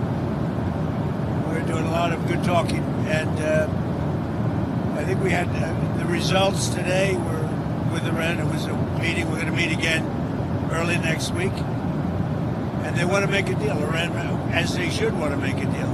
You know the consequences if they don't make a deal. The consequences are very steep. So we'll see what happens. But अब बातचीत तो इनकी हुई है, Oman में बातचीत हुई है। ट्रंप ने यह भी कहा है कि अगले हफ्ते की शुरुआत में, मतलब ये जो वीक शुरू हो गया, इस हफ्ते में ही कभी दोबारा दूसरे राउंड की बातचीत भी होगी। ईरान के जो विदेश मंत्री हैं वो बात कर रहे हैं। बात किससे कर रहे हैं? स्टीव विटकॉफ जो ट्रंप के दोस्त है, और इनके दामाद जेरेड कुशनर से। इन दोनों से उनकी मुलाकात होती है। इनसे, इनके फॉरेन मिनिस्टर से ओमान में बात करने के बाद कुशनर और विटकॉफ दोनों कहां गए? दोनों गए उस एयरक्राफ्ट कैरियर पर जो ईरान को घेरने के लिए भेजा हुआ है, हेलीकॉप्टर से वहां उतरे वो। तो उन्होंने क्या मैसेज दिया? बात भी कर रहे हैं तुमसे, और मैं वहां एक वो भी दिखाया हूं कि हमारी तुमको मारने की तैयारी कैसी है। तो इन्हीं लोगों से फिर वो बात करेंगे जाकर के। एक बात तो ये, ईरान के फॉरेन मिनिस्टर ने ये कहा, ठीक है बात हमारी हो रही है, लेकिन हमें अमेरिका पे भरोसा नहीं है। वो उन्होंने ये कहा कि मैं अपनी सरकार से, सेना से ये कहता हूं कि तुम अपनी तैयारी जो करनी है वो ऐसे मान के तैयारी करो कि हमारी कोई बातचीत नहीं हो रही, क्योंकि इस बातचीत का कोई हल निकलेगा, मुझे अमेरिका पे कोई विश्वास नहीं है। ये जो आदमी मुख्य वार्ताकार है ईरान की तरफ से, वो कह रहा है। तो अब ऐसे में क्या हल निकलेगा बातचीत से, आप कुछ समझ सकते हैं। सुनिए जरा उनकी बात। The issue of ballistic missiles is off table. The issue and the main focus of negotiations is nuclear, and it will be so. It will remain so. The presence of CENTCOM's commander doesn't change anything at all, and we have been told that he's there to visit their own naval forces in the region. There was a request from the US side to be present, and this demand and request was rejected outright by the Iranian side, and we said that we don't accept. ये जिस बात की बात कह रहे थे ना, उन्होंने डिमांड रिजेक्ट कर दी। जो यूएस का कमांडर, सेंट्रल कमांड का, जो इस पूरे मिडिल ईस्ट के रीजन के लिए, जिसके अंडर ये सारी फौजें हैं, ये सारे जंगी बेड़े हैं, वो व्यक्ति भी बातचीत के लिए आया था। तो ईरान ने मना कर दिया, भाई इस आदमी से हम बात नहीं करेंगे, ये तो हमारे खिलाफ हमले की तैयारी कर रहा है, इनका एडमिरल जो है वो। तो उसने, वो कह रहे थे हम इनसे बात नहीं करेंगे। दूसरा, समीर जी, इनके फॉरेन मिनिस्टर ने यह भी कहा है कि हमारे आसपास जितने देश हैं जहां पे अमेरिका के सैन्य अड्डे हैं, उनको मैसेज दिया है कि अब जब हम बॉम्बिंग, अगर हम पे हमला हुआ तो हम आपके ऊपर सिंबॉलिक हमला नहीं करेंगे। आप बुरा मत मानिएगा कि हम आपके देश पे हमला नहीं कर रहे, लेकिन अमेरिका के बेसिस पे हमला करेंगे, तो नुकसान आपका भी होगा। ये वो लगातार डरा रहे हैं उन मुल्कों को जहां पे अमेरिका के बेसिस है। निश्चित रूप से, और अगर ईरान बहुत कमजोर होता है, ईरान अगर अमेरिका से डरा होता तो ओमान के मस्कट में जो पहले दौर की बातचीत हुई उसी में सारी बातें ईरान मान लेता, और मुझे लगता है कि उसके बाद युद्ध की स्थिति नहीं आती। लेकिन जिस तरीके से ईरान ने अमेरिका के सामने घुटने टेकने से पूरी तरीके से मना किया, और जब दूसरी दौर की बातचीत पे बात चली गई है, तो लगभग यह रहता है कि ईरान ये मान के चल रहा है कि अमेरिका के साथ हमको युद्ध लड़ना पड़ेगा, और उसकी सारी तैयारी कर दी है। अरब लीग ने भी अमेरिका को चेताया है कि भाई अगर आप युद्ध में जाओगे तो उसके परिणाम सिर्फ ईरान तक नहीं होंगे, उसके परिणाम उसके आसपास के देश और पूरी इस खाड़ी के क्षेत्र में पड़ने वाला है। और तेल की कीमतों में जो आग लगेगी उसमें तमाम बड़े देश शामिल होंगे जो ईरान से तेल लेते हैं। तो युद्ध सोच समझ के करना, और अमेरिका भी इस बात को जानता है कि भाई ईरान को वेनेजुएला नहीं है कि आप तुरंत 1 घंटे के अंदर उसको उठा कर ले आओ। ये लड़ाई लंबी चलेगी, और ईरान भी उसकी तैयारी कर रहा है। ईरान ने कहा है कि भाई अगर आपको लगता है कि हम परमाणु हथियार बनाएंगे तो वो सारी सामग्री हम चीन के पास, लेकिन वेनेजुएला का जिक्र इसलिए किया कि भाई ये ना मानो कि मैं हमला नहीं करूंगा। नहीं, लेकिन दोनों तरफ से ईरान ने भी ये बात कह दी है, ट्रंप ने भी कहा है कि भाई हमला किसी भी स्थिति में होने की संभावना पूरी है, और ईरान ने भी कहा अगर होगा तो अमेरिका के यहाँ जितने सेंटर बने वो हमारी जद के अंदर है। तो मुझे लग रहा है कि शायद यही डर है मेन जो अभी तक रुका हुआ है अमेरिका, कि इन देशों का क्या करेगा ईरान। अच्छा, आगे डोनाल्ड ट्रंप की दूसरी सरदर्दी, वो उन्होंने जो बोर्ड ऑफ पीस बना लिया, वो बोर्ड ऑफ पीस में अब पीस नहीं रहने वाली, क्योंकि वहां हमास ने बिल्कुल साफ शब्दों में कह दिया है हम हथियार नहीं डालेंगे। गाजा के पीस प्लान की अब तो वही, अब उस राउंड में आ गया ना कि हथियार डलवाने हैं, जिसके लिए शायद पाकिस्तान और अरब मुल्कों की फौजें वहां पर जाएंगी। तो एक व्यक्ति है, इनका नाम है खालिद मशाल, ये ओवरसीज हमास, मतलब गाजा के बाहर जितना भी हमास है उसके हेड हैं, मुखिया। इन्होंने एक चैनल को में बात करते हुए कहा कि हमारा रेजिस्टेंस जारी रहेगा, और रेजिस्टेंस के लिए हथियार जरूरी है, किसी कीमत पर हमास हथियार नहीं डालेगा। सुन लीजिए आप। هذا ينبغي ألا نقبله، لأنه هذا إذا أعد السؤال الكبير عن أصل الصراع وأنه قضية احتلال وشعب يقاوم الاحتلال ومن حقه تقرير المصير والاستقلال، عند ذلك سؤال المقاومة يصبح طبيعيا، وسؤال سلاح المقاومة يصبح طبيعيا. إنه هذا فلسفة المقاومة. نحن طالما هناك احتلال هناك مقاومة. المقاومة حق للشعوب تحت الاحتلال، هي جزء من القانون الدولي والشرائع السماوية. हर्षवर्धन जी, क्या होगा फिर बोर्ड ऑफ पीस का? वो तो ये, और ये जो बम्बिंग के विजुअल है ये तो बहुत ताज़ा 2-4 दिन पुराने ही। इजराइल तो अभी भी बम मार रहा है और ये कह रहा है हम हथियार नहीं छोड़ेंगे। देखिए, बोर्ड ऑफ पीस का आइडिया तो पहले ही बड़ी जो कहें कि उलझने उसमें आ गई थी, क्योंकि उसमें शामिल देशों ने उस आइडिया को एक तरह से उसके साथ वो चले नहीं। दूसरा, इजराइल और अमेरिका अभी तक कोई शर्तें साफ साफ नहीं बता पाए हैं। हमास के जो हथियार छोड़ने के प्लान से लेकर वहां कैसे वो रिहेबिलिटेशन करेंगे, उस इलाके को कैसे वो आगे जाने, क्योंकि ये तो संभव नहीं है कि वहां के सारे लोग निकल जाएं और इजराइल सब कुछ तय करे या अमेरिका सब कुछ तय करे, ऐसा होने वाला नहीं है। और इसको अगर आप यूं भी देखें कि जो ईरान के साथ भी रस्साकशी चल रही है, उसका भी एक आप उसको बार्गेनिंग पॉइंट के तौर पर देखें। ये सिर्फ ऐसे नहीं है कि ये जो यहाँ बोर्ड ऑफ पीस चल रहा है गाजा हमास में और ईरान जुड़े हुए हैं, बिल्कुल जुड़े हुए, वही मैं कह रहा हूं। तो वो एक साथ है, तो ये जितनी बातचीत चल रही है उसमें सब शामिल है। और मैं तो ये पहले दिन से कह रहा हूं कि ईरान पर अमेरिका हमला करना चाहता ही है, क्योंकि हमला किए बिना वो शायद वो जो नया डायनामिक्स बनाना चाहते हैं ट्रंप, वो नहीं कर पाएंगे। लेकिन क्या वो स्थिति है, उसका वो असेसमेंट कर रहे हैं। वो अभी उनको लगता है कि उस स्थिति में पूरी तरह से नहीं प्रॉब्लम ये भी है कि ईरान ने ये कह दिया कि हम बात केवल आपको न्यूक्लियर पे करनी है, हम केवल न्यूक्लियर पर करेंगे। अमेरिका कहता है हम हमास पे भी बात करेंगे, हाउथी पे भी बात करेंगे, हिजबुल्लाह पे भी बात करेंगे, हम तुम्हारे अंदर जो हो रहा है, तुमने जो लोगों को मारा, हम उस पर भी बात करेंगे, हम तुम्हारी मिसाइलों पर भी बात करेंगे। लेकिन इस सब के लिए ईरान तैयार नहीं है और वो जंग के लिए मूड बना चुका है अपना कि अगर ये हमला करेगा तो जंग होती है तो हो। दुनिया में एक और बड़ी घटना हुई है, आपको पता होनी चाहिए। जापान का चुनाव हुआ है अभी और वहां से एक बहुत स्ट्रांग मैसेज निकल करके आया पूरी दुनिया के लिए, खास तौर पर चीन और अमेरिका के लिए। आयरन लेडी के नाम से मशहूर हो चुकी हैं जापान की प्रधानमंत्री सने ताकेयाची, और इन्होंने चुनाव करवाया और लैंडस्लाइड विक्ट्री इनकी पार्टी जो है एलडीपी उसको मिली है। 465 में से 233 सीटें अकेले इन्होंने जीत ली हैं। अब ये एक हार्ड लाइनर पोजीशन विचारधारा वाली महिला हैं, इनकी जो पार्टी है, और इनका खुले तौर पर चीन के साथ बैर है, क्योंकि इनके सामने जो पार्टी लड़ रही थी वो चीन उसकी पैरवी कर रहा था, तो वो पार्टी बुरी तरह हारी है। ये बात करती है इमिग्रेशन रोकने की कि हमको अपने यहां पर इमिग्रेशन नहीं चाहिए, आप यूरोप जैसे हालात हम नहीं बनाना चाहते, खास तौर पर मुस्लिम मुल्कों से लोगों को हम लोग अब शरण नहीं देंगे, ये इनके एजेंडे हैं। और दूसरा, ये अपनी सैन्य ताकत बढ़ाना चाहती है। जापान अभी तक जो है अमेरिका पर आश्रित है अपनी सुरक्षा के लिए, ये चाहती हैं कि हम खुद मजबूत बने। इन्होंने अभी हथियारों की डील भी की अमेरिका के साथ। ट्रंप इनको बड़ा पसंद करते हैं। और तो और बात ये चल रही है कि अब जापान भी अपना न्यूक्लियर हथियार बनाएगा। सर, जापान मिलिट्री पावर बनेगा, ये संदेश है साहब इसका। सर, पूरा वर्ल्ड ऑर्डर बदल रहा है ना एक तरह से। सोचिए आप, जापान के लिए दोनों बातें सोचिए, मिलिट्री पावर बनना, फिर न्यूक्लियर पावर लेना, फिर अमेरिका के साथ होना। तीनों चीजें ही ऐसी हैं जो 10-20 साल पहले सोची भी नहीं जा सकती थी। क्यों? बिल्कुल ठीक। तो वो पूरा का पूरा बदल रहा है और जापान को भी समझ में आ गया कि बिना मिलिट्री पावर के काम नहीं चल सकता, और वर्ल्ड ऑर्डर में अब वो सारी बातें, पुरानी बातं को भूलकर तो आगे बढ़ना। इनका जीतना चाइना के लिए झटका है। चाइना के लिए झटका है, चाइना को भी थोड़ा सा संभल कर रहना पड़ेगा। और फिर ये अमेरिका के साथ हैं वैसे भी, तो और बड़ा झटका होगा। ताइवान को लेकर जो उनका स्टैंड है वो भी अपने आप में इम्पोर्टेंट। बहुत जबरदस्त धमकी दी थी कि अगर गलती से भी चीन ने हमला किया तो हमारे भी सारी तैयारी हमारी पूरी है। ये बड़ी बात थी, और जापान ने हाल के वर्षों में इतना कड़ा बयान कभी नहीं दिया। अच्छी बात देखिए ये है कि चीन की दादागिरी के सामने खड़े होने वाला एक और देश तैयार हो गया। उसको ऐसा मजबूत नेतृत्व मिला जो बात कहने से हिचकता नहीं है, खुल के कहता है वो। आज समय इतना था। बहुत शुक्रिया हर्षवर्धन जी, समीर जी, राकेश जी, विजय जी, बहुत धन्यवाद आपका। कल फिर मिलते हैं 1 बजे आपके प्रोग्राम कहानी कुर्सी की में।